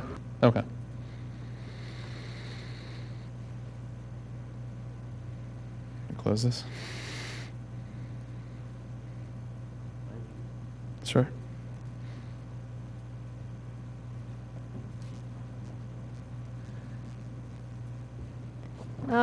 Moving along to, we have a spreadsheet with different infrastructure, flooding, stormwater projects, repair projects, and the such. That I believe Steve and Dan, you worked with Steve to compile this and put some sort of priority to the projects that aren't already in some form or fashion underway. Yes. So, Paige, you're referring to what we're calling the stormwater tracking table. The idea, as I mentioned last month, we would update this for each SWIMAC meeting. We're still, it's a work in progress, and we're looking for feedback. There's a lot more information that is actually in the printout. It's just to make it legible. We tried to isolate really the critical items, but there's a lot of other dates like the BOC approval dates, resolution numbers, all that's in the spreadsheet. And we shuffled, I think we shifted a couple columns around just to, again, make it a little bit clearer. But yes, Steve, at your request, he added a priority column. And obviously not every item on here is given a priority, but the repair items, the repair/maintenance items, including the culverts that were identified in Gannett Fleming's culvert study, those were all given priorities. And then Steve added the color codes as well for all the highs. We're given colored red, as you can see. So, and then we added, the May update column, which is all the way in the right, and we can go through that. There's a couple items that I'm going to want to talk about. So on this spreadsheet, just to be clear, priority is high, medium, and low. Is that correct? Yes, yes. So there's no differentiation between any of these culverts and the Maplewood Mill Dam? That's correct. So that's the point I went to with my email. If I add those all up, they're $1.38 million. We only have so much money. We don't have any money really left for repairs, so they can't all be high. So we need a further differentiation between those projects to say which ones you're going to do with stormwater money. And we don't care where you get the money otherwise, but if it's going to come with stormwater money, who's going to go? Who's going to stay in and who's going to go out? Because you can't have that many projects as high. We really don't even know what high means. Back to Maya's point about we don't know the criteria that was used to decide what these levels are. Steve knows, I assume. He assigned these, right? Yes, that is correct. Well, again, I would opt for another column in the table that would allocate dollars per gallon, I mean, some sort of a benchmark as far as a price goes. And then if any one of these maintenance items, if I've got a culvert, it's halfway collapsed, right? And it's going to restore restore some of the additional flow there, you would give some additional, gallons per minute benefit to there for that cost. And then at least then you'd have an idea about how much money you're spending and how much you're going to get based on, stormwater, as far as the impact to the stormwater is. I would opt for another column in here delineating that, and you'd have two different things. You'd have one would be a retention, price, and then one would be a flow price. So like these culverts would be a flow price kind of thing. So Tim, you're looking just for some quantitation here to help us pick between them. Yeah, exactly. I think actually severity of the safety hazard would be a good way to come about that, because if you have a culvert that's about to collapse versus one that can be, maybe have a smaller repair, those are the types of things we need to know. And we're still, the jury's still out whether some of this really is stormwater work. So that's an issue for us as well. Can I just ask about the money? Where's the, I assume not all of these are going to happen this year. Not all of them can happen this There's year. I don't no know how way many they can could. happen this year. Oh, I did look at that page. Yeah, none of these are listed under approved repairs by the BOC, and there's 300K left beyond what's already allocated. So I just don't get what's going to happen, how anything can happen. So until we get some clarification on that, I'm not sure why we should have the discussion at all. I guess we can come up with a set of criteria, but if there's no money, why discuss it?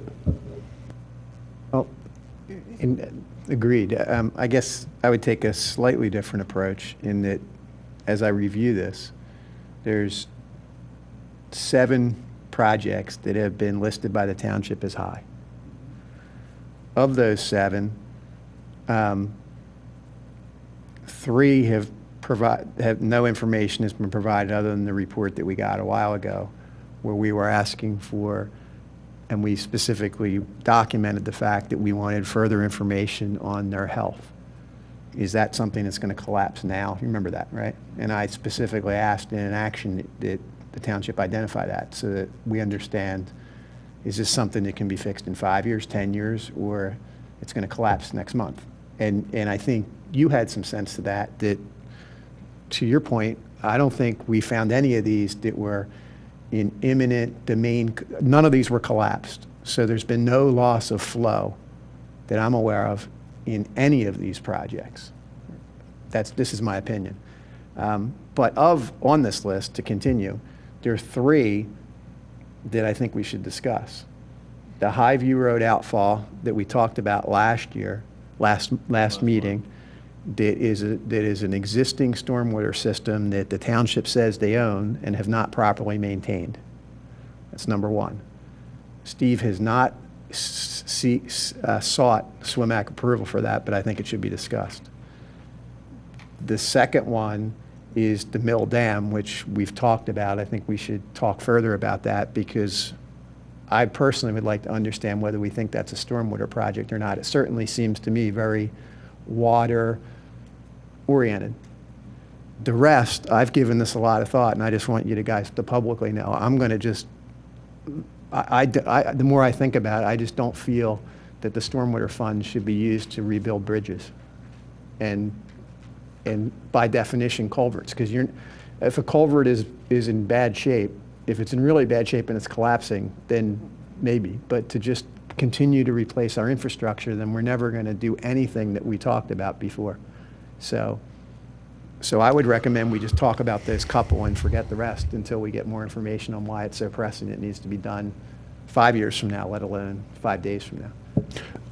I agree. I think at some point there has to be a discussion brought to the Board of Commissioners to say, how do you want to decide this? Because the money is really not our bailiwick. Where do you want the money to come from, and how do you want it to go? So it's really their call. It's not our Well, I call. think we can weigh in on what we think our stormwater funds are well spent on. Yeah. So we're looking for more detail, as Joe said, on all these projects to explain why they're high priority, and maybe some document, some quantitation, as Tim is asking about, for give us the data so we can go before the board and argue that they are important or not. And then the last question is where the money's going to come from, but that's really not our. Okay, I'm good with that.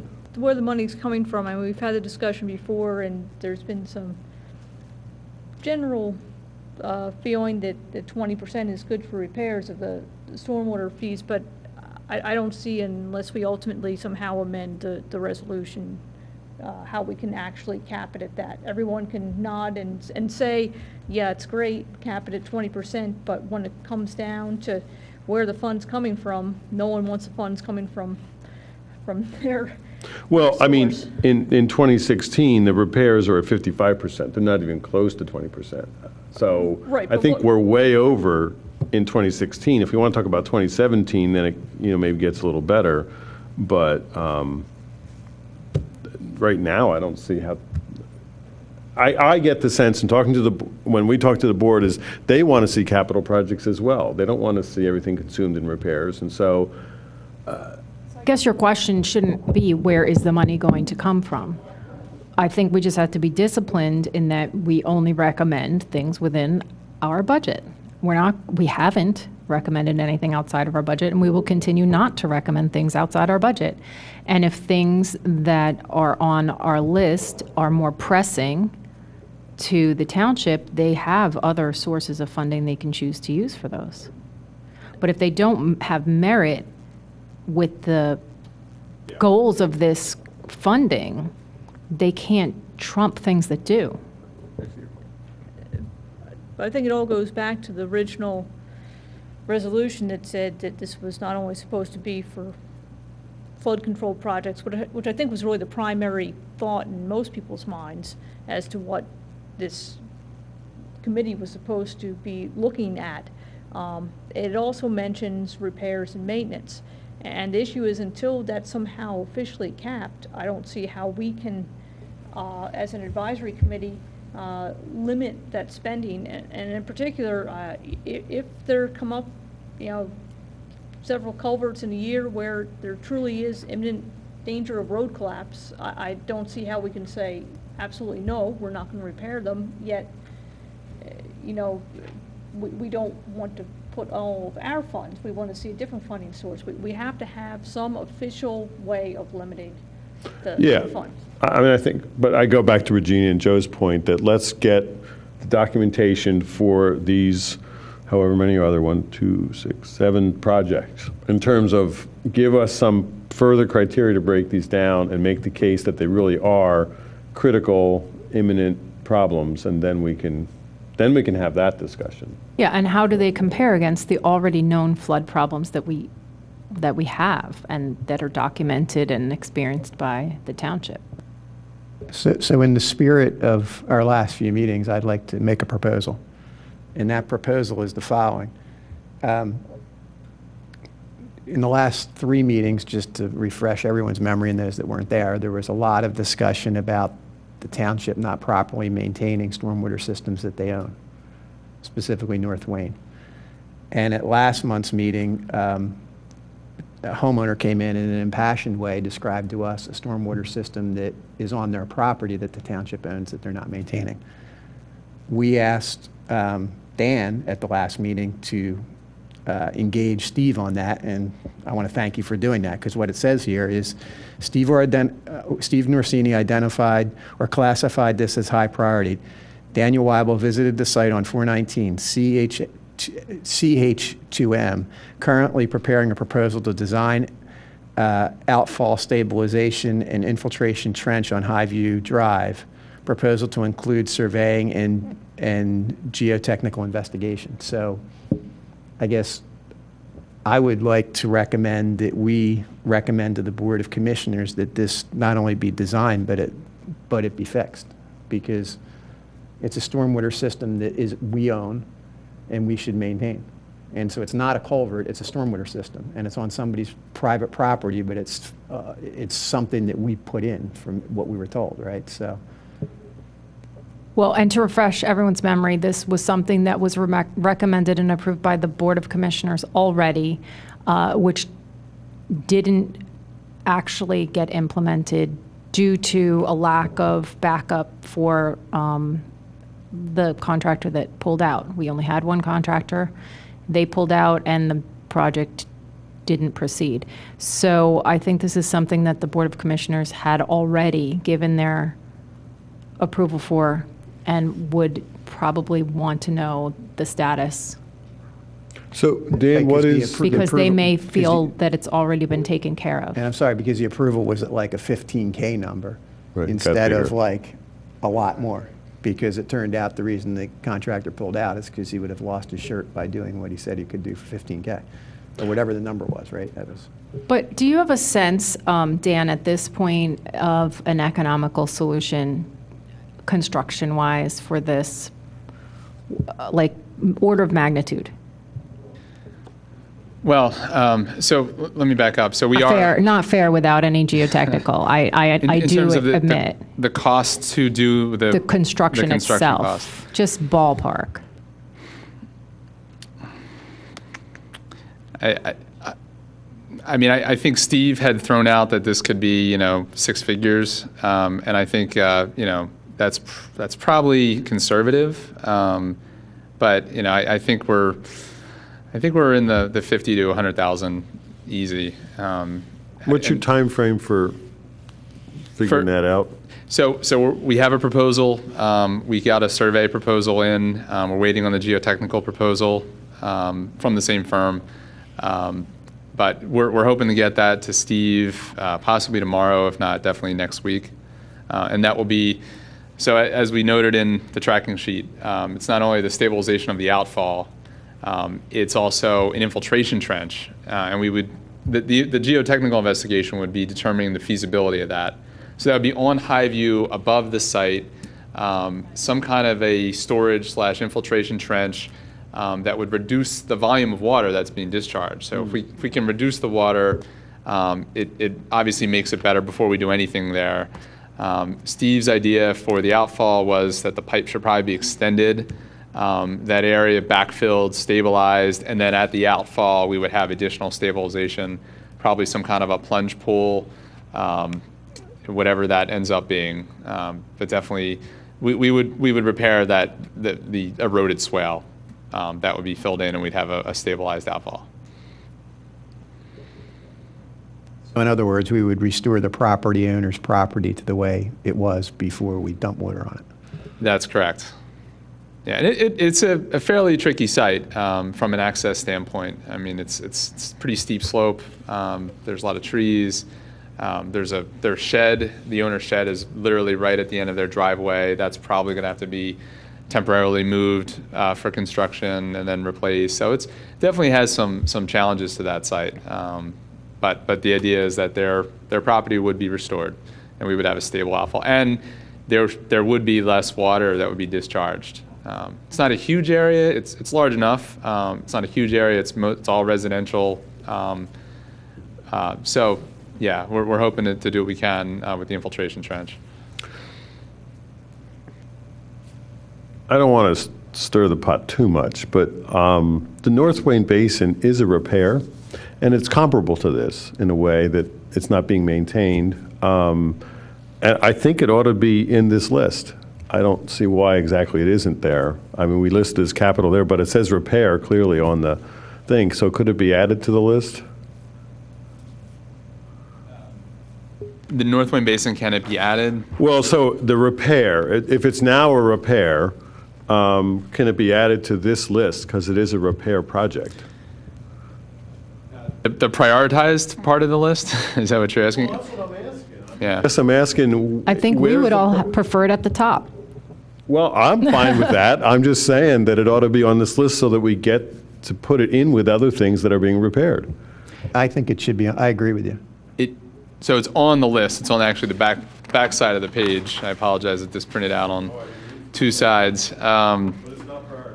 It was not given a priority, and I mean, I don't know if there was a specific reason other than, I know there was discussion at the last meeting that would be the analysis of that basin, whether it should be restored or rebuilt, would be part of the study, the township-wide study. So I don't know if that was the reason it wasn't prioritized. I'm not sure. I think I would like to have noted that even if it was going to be reconstructed, the timeline is such that it would be worth repairing it in the meanwhile. Because looking at our budget and what's available, the construction for something at that location is definitely years off, and we're talking about spending a similar amount of money to repair something that impacts a homeowner right now at this time. And for us to ignore the fact that there is a repair element that could improve significant, serious, dangerous flooding, and waiting on that, to me, to get more answers. I mean, to me, that should have been done as soon as it failed.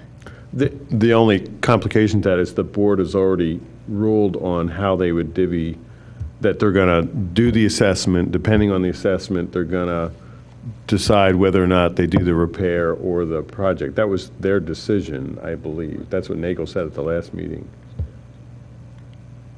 Well, I hate to beat a dead horse, but if we put that North Wayne Basin and use that prioritization, there's like a foot-acre of retention there. The new proposal at Banbury is going to give us 2 foot-acres, so you get like half the capacity by just doing the repair. So I think if we put $1 per, foot-acre of retention, that thing would pop right up to the top of the list as far as the most bang for the buck. You're saying repair versus replacement. The repair could yield a significant economical benefit. I'm just saying, if we had another column in this chart that said how many dollars or how much retention or how much flow you're going to get per dollar, that North Wayne Basin would probably be our #1 project based on that criteria. I'm And just Tim, guessing, but- and you're talking additional flow, right? Like added, not. No, cost of storage. but Cost ad- of storage. But additional, not. I would For propose repair. each one of these projects has some sort of well, I would hope I hope each one of these projects would have some sort of impact on the stormwater capacity of the watershed. There's 2 functions, the way I see it. There's either retention, which is like acre feet or gallons, or there's flow. So you got like a retention basin is going to give you so many gallons, or if you get a bigger pipe, you're going to get so many gallons per minute, right? So you'd have those two criteria. It's either a flow or a retention improvement or maintenance thing. So the North Wayne Basin's a retention project, so that would be gallons. So it's got an acre foot, which is however many thousands of gallons. It's going to cost $100,000. I can divide one by the other, and it's going to tell me for every gallon I'm going to spend $1 or whatever. And then if I did that for every one of these projects, I think that would be your most economical project if you did it that way. And that would, like, you know, okay, now I know priority-wise where I'm going to get the most. I got you. All I'm saying is that for flow, with a culvert that is operating at 100% capacity, or 100% utilization, or 100% it isn't damaged, the number is 0. Yes. We're in agreement. It's additional flow, not flow. And it's additional acreage, not acreage. That was the only. I think you can't, I think you have to separate the two, the conveyance versus the retention or flood control, because they act totally differently. So if you were to just stick with the North Wayne Basin and talk about, for every dollar I spend, how much storage will I buy? That should be a factor in our decision-making process when we look. It can't be the only factor, because you could buy a lot of storage in an area that doesn't need it, and that wouldn't really do us any good. So it would have to be weighted with the impact of that storage. Dan, what do you need from us to get Tim's what Tim's asking for? The quantitation part. I mean, do you need a resolution from us? Do you just need to ask us to do it, or? What about like just telling us for the existing capacity of that system and the $180,000 that's been quoted for repair of it versus the concept that we had at Banbury and the conceived construction cost for that? So compare the two, just to see like the cost we're paying to get that storage at that one location versus the cost to get it at the North Wayne Basin. That I would was give not us at talking about least. just North Wayne. I was talking about Tim's next I know, column. but I'm just trying to make it manageable and achievable. Okay. For areas we don't have a lot of information, it could be difficult. Am I? I think the problem is we're talking not just about apples and oranges, but we're missing the AAA best apple you can eat in all of this discussion. Tim, you can't really just talk about storage of water and compare a retention system with different kinds of stormwater management strategies and do the kind of calculation you're talking about. When you talk about detention, what you're doing is you're collecting the water, but ultimately that water goes back into the stream and gets dumped on downstream communities. And when all those detention basins come together in the water system, you actually end up with higher peaks downstream that can create greater flooding and flood damages. So doing that calculation, okay, you're talking about storage, but the piece that you're missing is if you were to do an infiltration strategy where you collected that water and you infiltrated it, then all of that water in some cases, in other cases, the majority of that water never makes it to the creek. If that water never makes it to the creek, it doesn't cause any flooding. So the calculation you're talking about misses that better approach. If you want to do a calculation to try to get to apples, you need to be talking about for every dollar invested in your flood strategy, how much flood damage do you avoid? Right? So if you invest $1 million in a detention basin, but you still end up with $1 million of flood damages, or perhaps more flood damages, that's not the best investment for your dollar. If you could take that same money and invest it in an infiltration strategy and end up with zero damage or $300,000 worth of damage, then for every dollar you invested, you get a much better solution for your community and you much better accomplish your goal. And then the other element that you have to add in is with your retention strategy. Not only do you not have the flood damage reduction, you might have flood exacerbation, but you miss the water quality benefits. Water quality, addressing water quality is an out-of-pocket cost that the municipality has to pay for, and they have to pay for it in order to comply with regulations.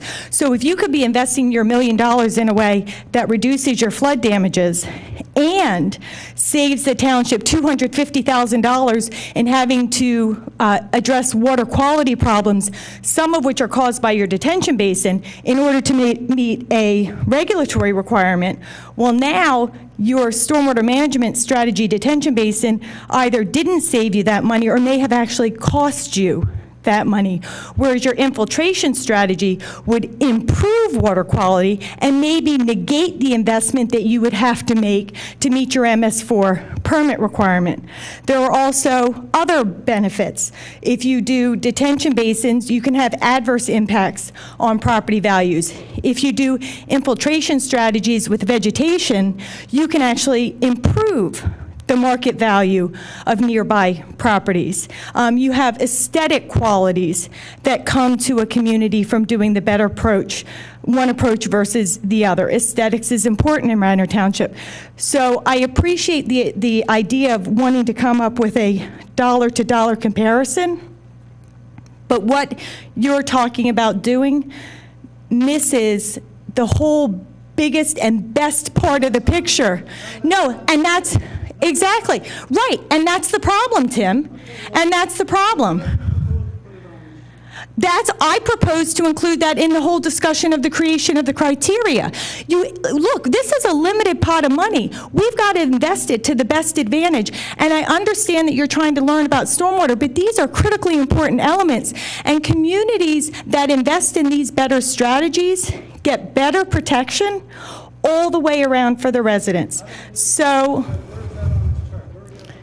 but you know what? Maybe it doesn't belong on that chart. You're not going to have it on that spreadsheet.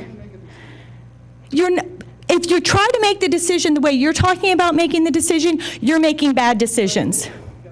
No, but you don't have valuable data. Numbers have to provide value to the decision-making process. I can give you a boatload of numbers, but if they don't help you arrive at the best conclusion, it's not good data, it's just data. So I just wanted to make sure that I put this out while you're going to Dan about doing these calculations. Let's make sure we're getting good data, not just data.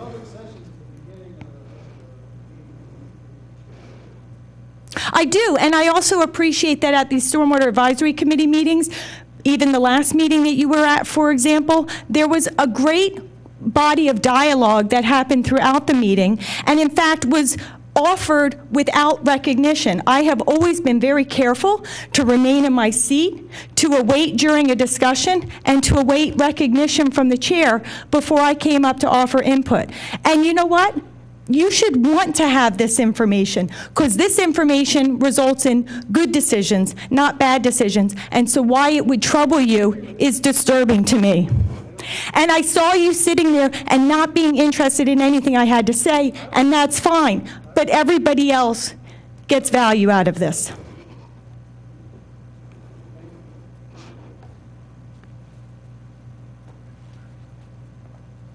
And just to comment on that, if we were to have that information, obviously it would not be a decision maker. It would be a piece of information to include in our data set. So if, as you were talking about selecting projects based on multiple points of criteria, that is the only way to move forward with prioritizing.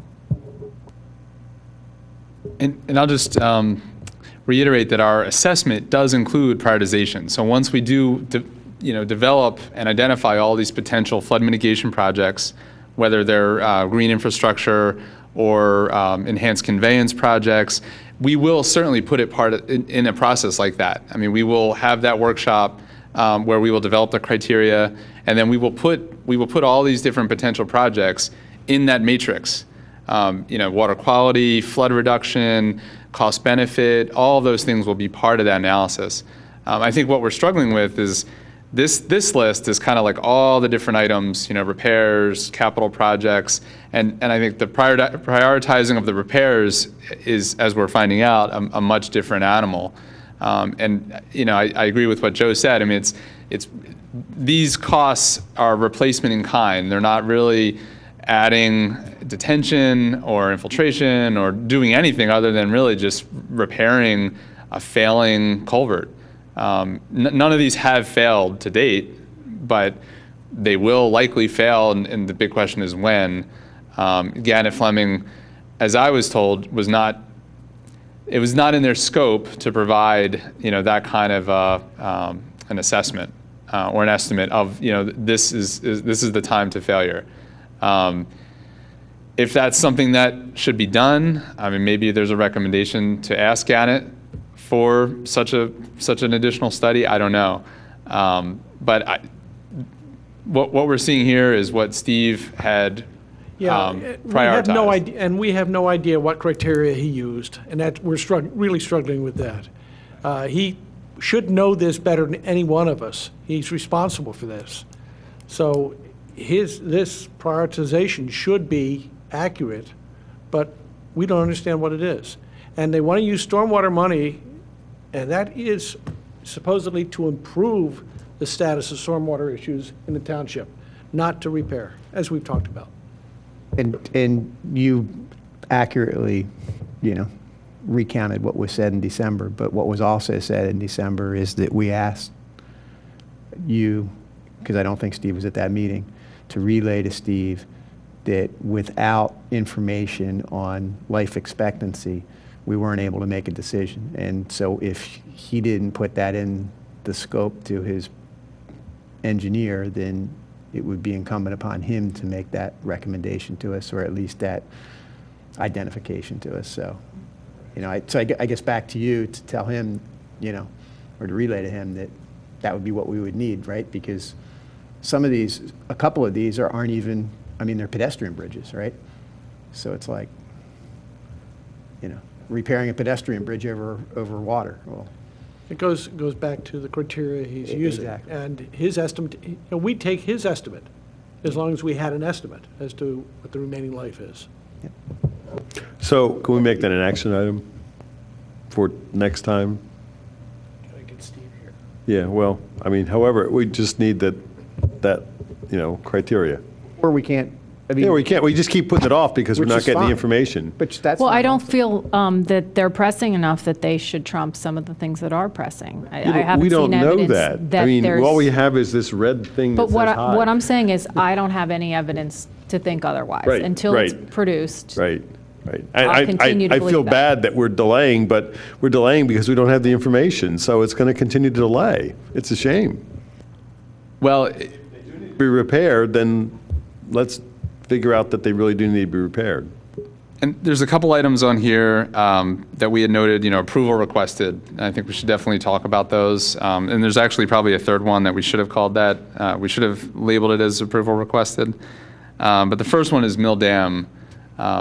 Steve had asked me, and this is in the tracking sheet, to ask you all to request from Gannett Fleming a cost proposal to do the design of this repair project. So there's really no cost to the township to do that. That's really just asking them to develop a cost proposal. So at least we can get a cost to see how much that design would be. I would That was one recommend item. against that. I don't think that has any stormwater value. I think it's a recreational lake, and the dam is, the embankment is a roadway. And if we need to repair our roadway, that's not really a stormwater task, and I think that should fall under a different funding mechanism. Not only that, I also don't necessarily agree with the proposed solution there. I think the township has been remiss in maintaining that embankment. There's vegetation on there that doesn't belong there. It's out of compliance. And I think they should be looking at through maintenance funds, not through stormwater funds, to bring it into compliance, investigate further where that pipe is and see about filling it before cutting up the entire road, closing a bridge that is really going to be a traffic nightmare if it's closed for any length of time, because that's, I mean, Wayne Elementary is right there. So just about half, at least, of the buses travel over there. Because the way Wayne Elementary School is located, it's at the edge of the township. So pretty much everyone who goes to Wayne Elementary who gets a bus goes the other direction, you know, across there. So looking at a solution that wouldn't close the road for any length of time, as well as to drive the costs down. But I don't see it as a stormwater issue whatsoever. And if we are considering that as a stormwater mechanism, I didn't see any flooding downstream of there, so I don't really see that has value. So we talked about you can have storage, but storage that doesn't have value really doesn't warrant our dollars at this time. It wouldn't add any storage to us either, unless we were going to start lowering that lake on a regular basis. But I don't really see that that's the function. It's originally built for a mill, taken over for a recreational lake. So I don't know, does anyone else want to discuss it? Well, I have a question because, you know, I think this is new in a good way for our committee in that our professional engineers are giving us free advice and counsel on what they see. And so maybe the best path forward is for us to just document that and provide it to the township as part of our volunteerism. Right? Because if we'd be willing to just document that in a short memo, then that would be our recommendation. I'm not, as you guys know, a stormwater person, but I know you are, and I trust your judgment. So, I think we should, as a taxpayer, I think we should take that advice and run with it personally. Go ahead. Can I get the dead horse out and beat it again? How about this for an idea? We do the cost breakdown, but then you put in order to try to give yourself an idea of what the benefit's going to be, allocate it to the watershed breakdown that Dan's called out A through L.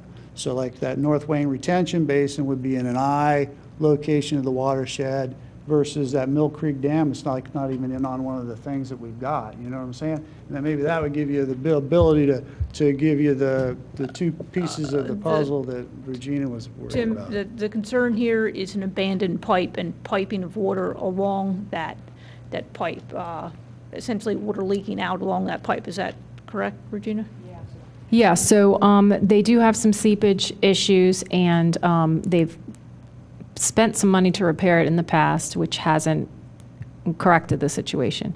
But the proposed solution right now was to dig all the way down and remove it, whereas I would prefer to see locating it and identifying from the downstream side whether it can be filled and keep the road open, and then go back in and once it's filled and we see there's, monitor it to make sure there's no further seepage and it's stable, and at that point go in and repair the roadway profile. The other concern that I have, and this is outside my domain, is that Steve did provide some documents to us, one of them being a recorded agreement, but that only spoke to the new culvert and the new sluice gate that they put in, and it did not speak to who had responsibility for the pipe that was being abandoned. So I don't even know if the township is responsible for that particular pipe. And I think having the deed and the agreements, the original deed and agreements would be beneficial.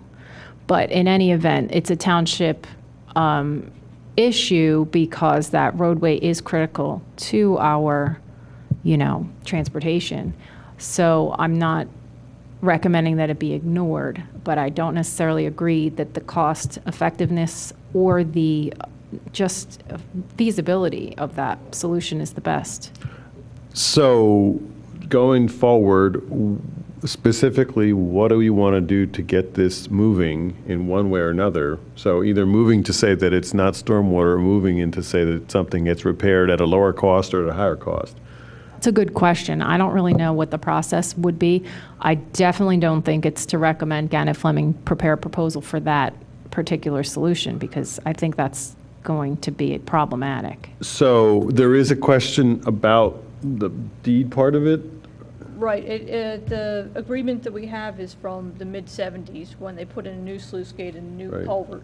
And it doesn't speak to who was or who would be in the future responsible for the abandoned portion of that system. Is this a legal question? Yes, it is, and that's outside my domain. Right. I mean, so do we ask the township solicitor to look at this? I guess my point is, regardless of the legal responsibility, I think the township is going to want that road to function, and to go looking for someone else to repair that road would not be productive. Yeah, this seems to be out of our purview, to me. I don't It's not understand why. stormwater, I right? don't understand why Steve is asking us. Why doesn't he just go get Gannett Flame to do this? But I don't think it belongs coming out of our funds. Oh, well, obviously, yeah, the Board of Commissioners will decide that. We don't have really an option on it. We make recommendations. But the bottom line is, on this particular thing, why are we involved? This is not a capital improvement. So I'd like to, if we need to make a vote, Well, in the past, It's- we have made recommendations. He has brought forth recommendations for repairs, and we have made recommendations based on those. so it is our, But in the past, we have been pretty agreed that those were important, high priority, and that they fell under the purview of the funding. But this is the first one where I really don't feel like it does. So I think I wrote a note about this at some point, but we have an impasse between what the township engineer is saying and what we think. And so how does a situation where there's disagreement about how to go forward, how does that get resolved? Keep in mind, Steve is the Director of Public Works. Okay, sorry. Our township engineer is Gannett Fleming. Got it, okay. So we have three parties here. Yeah, And I don't know that Gannett Fleming necessarily, wouldn't entertain other ideas on how to repair this. However, I think there's some merit to further investigation to see if a less invasive solution is available to us. So I would recommend that the township bring the dam into compliance by clearing that downstream embankment and monitor the seepage and try to locate the abandoned pipe. Monitor the seepage to see how severe the problem is. Try to locate the pipe to see if it can be repaired without cutting into the entire embankment, because it's pretty deep. It's not a shallow pipe. right. It's like 15 feet. And it would require the lake to be drained in order to do that work. This is a major undertaking. What about just the idea of documenting our position, to say this is what we think? I think we should. And I think what I've heard is that we know that it will not improve stormwater issues in Radnor Township, because we have modeling that shows that there's not flooding in that area, A. Second, we feel, I think we've talked about earlier tonight, that dollars should be spent for capital improvements that do affect stormwater, not repairs necessarily. And third, even if you wanted to spend money on repairs, this is a repair that really isn't stormwater related. So, do you want to? Is that what, I think that's what I heard, and I'd be happy to write it, but is that, I think, what Well, I think there's also the legal question that we just say there's legal questions about this. Not that we have to address them. But to me, that's outside the scope of Right. what we would even need to write, because Mr. Rice does all kind of things with, employees that have problems. I mean, But in other what words, this about- has nothing to do with stormwater. So because of that, then Steve needs to go work it in the other hat he wears as the public works guy. But we don't feel it's a stormwater issue. What about Regina's comments about clearing the vegetation, blah, blah, blah? I don't know that we even make those recommendations because it's not coming from our committee, I think, I don't know, it's two parts, it's twofold, what you said, but also that we don't necessarily support the proposed solution due to the feasibility and cost feasibility being, you know, the impact to people, traffic-wise. So it sounds like there's your argument, and you say then, even if you believe this is stormwater, then there's that argument. So it's kind of twofold. No, I wouldn't say even if you believe this is stormwater. I would say that based upon the high cost and traffic impacts of the proposed remediation, other alternatives should be pursued.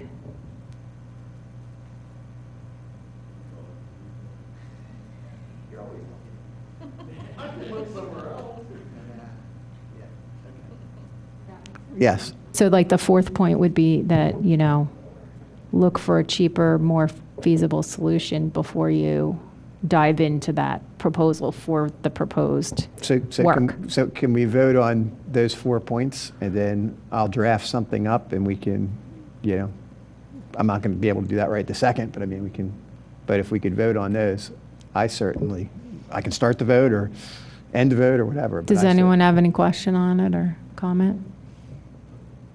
Second? Everybody else? Aye, nada. Aye.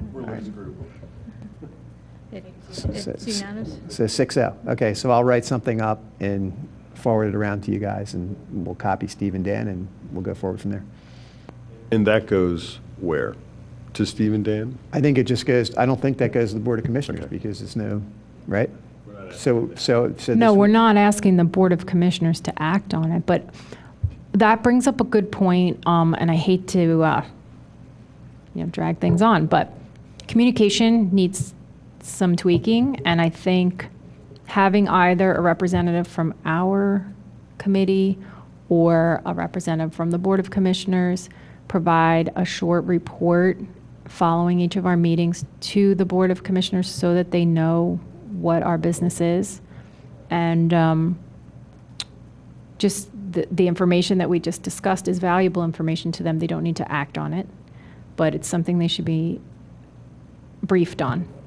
And I guess, you know, other townships have done things where they have a representative that goes to both. Like, we would have a representative who would attend Board of Commissioner meetings, Board of Commissioners would have a representative attend ours.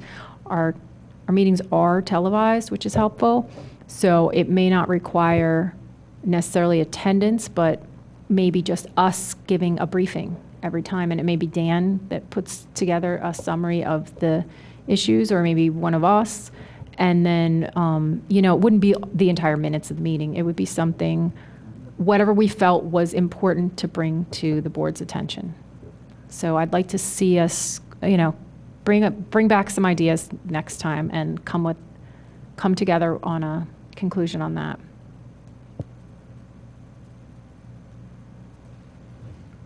Dan, what was the other one that we? Well, there's the Maplewood Avenue outfall, which is it's a stormwater outfall into Odoricio Park. Steve had brought this up last year. He showed pictures at the time, if you recall, and it's not just the outfall, but there's a channel that extends for some distance. It's fairly eroded, not as severe as Highview Drive, but still fairly severe, right behind homes. So definitely a safety hazard. Steve had recommended, again, we had the 3 firms come in for the interview for Banbury. All 3 were impressive.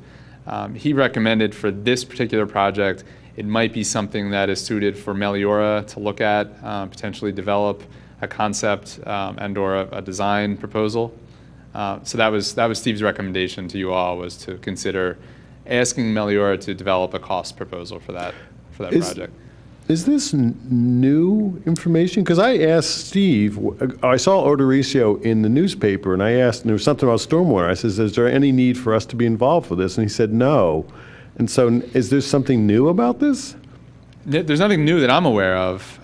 The problem, as I mentioned, he brought it up last year one time, showed photos. I don't remember which meeting that was, but I don't think anything new has happened. I thought there was some gray area as far as the ownership of the property, and it got shelved, so we never really got into it and really found out what was going on. It was just kind of pulled back because there was some concern about whether that was township-owned property. Does that ring a bell for you guys? I'd have to look at the notes. 9:22, I'm going to be the mediator. I vote that we don't do anything with this. There's not enough information. I'm not willing to vote for anything that's going to cost $400,000. I don't know. Wait, is that the one that has the $400,000? Yes, Or it it's- is. It's a blank number. Oh, it's a blank number. That's even better. It's a blank number. Regardless, it's 20 after 9, I'm not willing to vote Plus, on it. we have to figure out, I think that has to also be on our agenda next time, is we have to figure out how are we going to handle these repair projects versus Exactly. the construction projects, because there will be no money for construction projects if we continue on this path. Right, so we're not going to. So right now, we're tabling that one, Why would we entertain something that we don't have money Right. for. and we don't have information on? I mean, I only make informed decisions I personally. think in it my would be a life. good idea for us to also find out, I know there were some park improvements being planned, if that could be rolled into a park improvement. That's what I thought it was. That's what. Right, I think Dan, this you're trying one- to get us to just get to the point where you could put money on that, in that block, right? What the words Or do you say want there- us to go ahead and do it? What the words say I there thought is there he was- wants to send Gannon Fleming off to design a solution. No, the idea would be to ask Meliora to develop a proposal, a cost proposal to, and we would have to develop, we'd have to develop that further, what exactly we want them to do, what's the scope of that work. But we haven't decided that we think it's important enough to jump over the other things that need to be taken care of, right? I mean, that's where we stand? Okay. So this is the third or fourth meeting in which we stumbled over repairs, and it has to do with a lack of information. And I know it's not you in particular, Dan, but you're the guy sitting here. We need more information to make decisions. And this is a real, I mean, it's going to continue to be this way until we get more information. And that's a frustration for me. But there's also a financial element to it, is we just don't have the funds. And so it feels a little unfair that we've been put on our plate way more than we can handle. It's not within our, and all listed as high, and looking for approvals to recommend. If we recommended both of those things, I think we'd be negative, would we? We'd be negative budget if we recommended everything that's being asked for? Yeah, it's 1.3 million. You know, so I don't know how, why are we being asked to recommend a negative budget? According to the approved budget, which is, I mean, there are some differences between that and the tracking sheet, just some costs were updated. But the approved budget shows almost $1 million year-end balance for this year. That doesn't account for the construction of the Banbury project. Well, Correct? the Well- reason there's $1 million excess is because we have so much money left over from previous years. It doesn't mean we should all spend it this year. The point was, Understood. we're supposed to spread it out over many years so that we can use it for capital projects, not repair projects. No, So- understood. And Banbury is included, whether that's the actual cost, that's yet to be seen, but there is $600,000 for this year, and also $600,000 for 2017. I mean, so. Right, but the reason for the balance is so that it's there to spend the Correct. next year Understood. on that Correct. project. So And if we it's- took that 600,000 out this year, then we don't have it anymore. But again, it's 20 after 9. We've already approved a $100 million, or $100,000 project, give or take, with the private property that is being impeded by water that the township hasn't fixed, right? So Recommended the design for. recommend, but I mean, in the end, that's, I mean, really, that's, so that isn't in the budget, and that's, we talked about that and voted on that, right? So, but I guess to try to move things on here, I would like to get an update on the Radnor Middle School connector, because I think that's the most important pending stormwater project we have going, other than Oh. the Wayne, you know, the Wawa Wayne project. Inspection. And in fact, that ties directly into it, Dan, correct? Yes. And has that been made clear? Because I wonder if that's clear to folks, that one definitely goes to the other. Is it clear to folks? That I don't know. Hopefully it is by now, but I just get a sense that that's not. I hope it's clear to everyone that one is directly linked to the other. That the improvements that we're going to see in Banbury are going to be directly impacted by our ability to get that water out of there and as much as possible and downstream into the middle school, which is what the connector project is supposed to do for us, right? So the connector project, to me, is critically important, unless I'm missing something. Right, so the Banbury project is going to help reduce the amount of water, hopefully, if we get good infiltration in that location, but certainly slow it down as it gets into the system, so bleed it back into the system. The connector pipe is to help alleviate localized flooding on West Wayne and South Wayne, right in front of the firehouse, right? And so the update on that, really just, this is documented in the tracking sheet. So Gannett Fleming they were authorized a month ago by the board to proceed with that work, I guess, reauthorized, I guess is the way to say that. And they've been working with utilities. They've had some feedback already from several, from PICO, from Aqua. They're still waiting on a few. So they're really just in the midst of coordinating. There's, I believe, 10 different utility owners in that area. So it's a lot of coordination. That was known. That was the problem originally. So they're really just kind of going through and getting a better sense of what's there and what needs to be done with those utilities. What's the Gantt schedule they're showing for completion?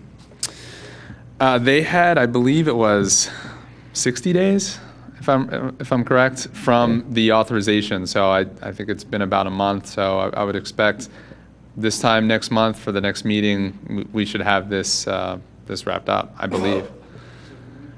Could we tentatively put that on the agenda for the next meeting for Gannett to come and brief us on that output?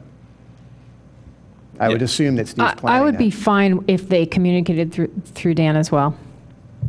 If they communicated the information through Dan to us. If you feel comfortable briefing their materials, but I think it's important enough that we should be briefed on what the results are. Somebody needs to be, either But if us you or don't feel you com- as our Right. advisor. But if you don't feel comfortable and would want the engineer doing the work to be able to answer our questions, which we'll have, then Understood.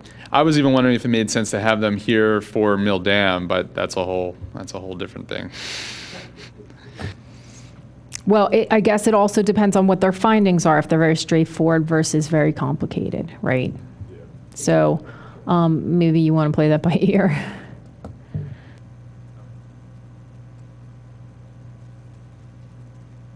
Is it? Dan, are there any of the, I mean, I know we could go on a number of items here, but are there any that are extremely pressing that we should cover tonight?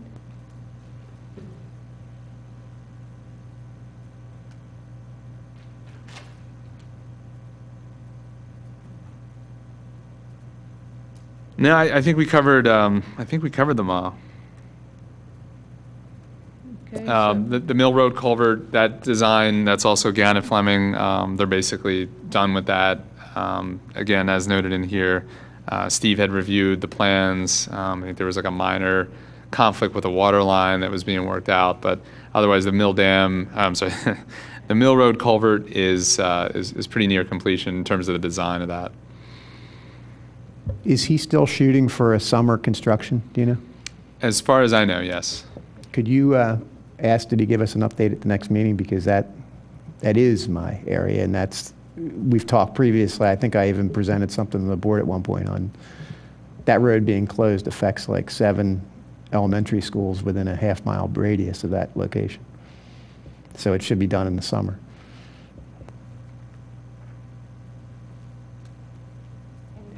Traffic should be done in the summer. Any other? Yeah, I know, because that's. Any other comments, or if not, I believe June 9th is the next,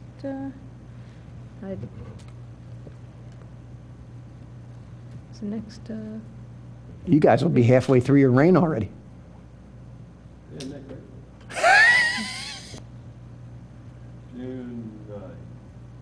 that correct? Yes, that is correct. Okay, June 9th at 7 PM? Okay. Stay tuned. That meeting is adjourned.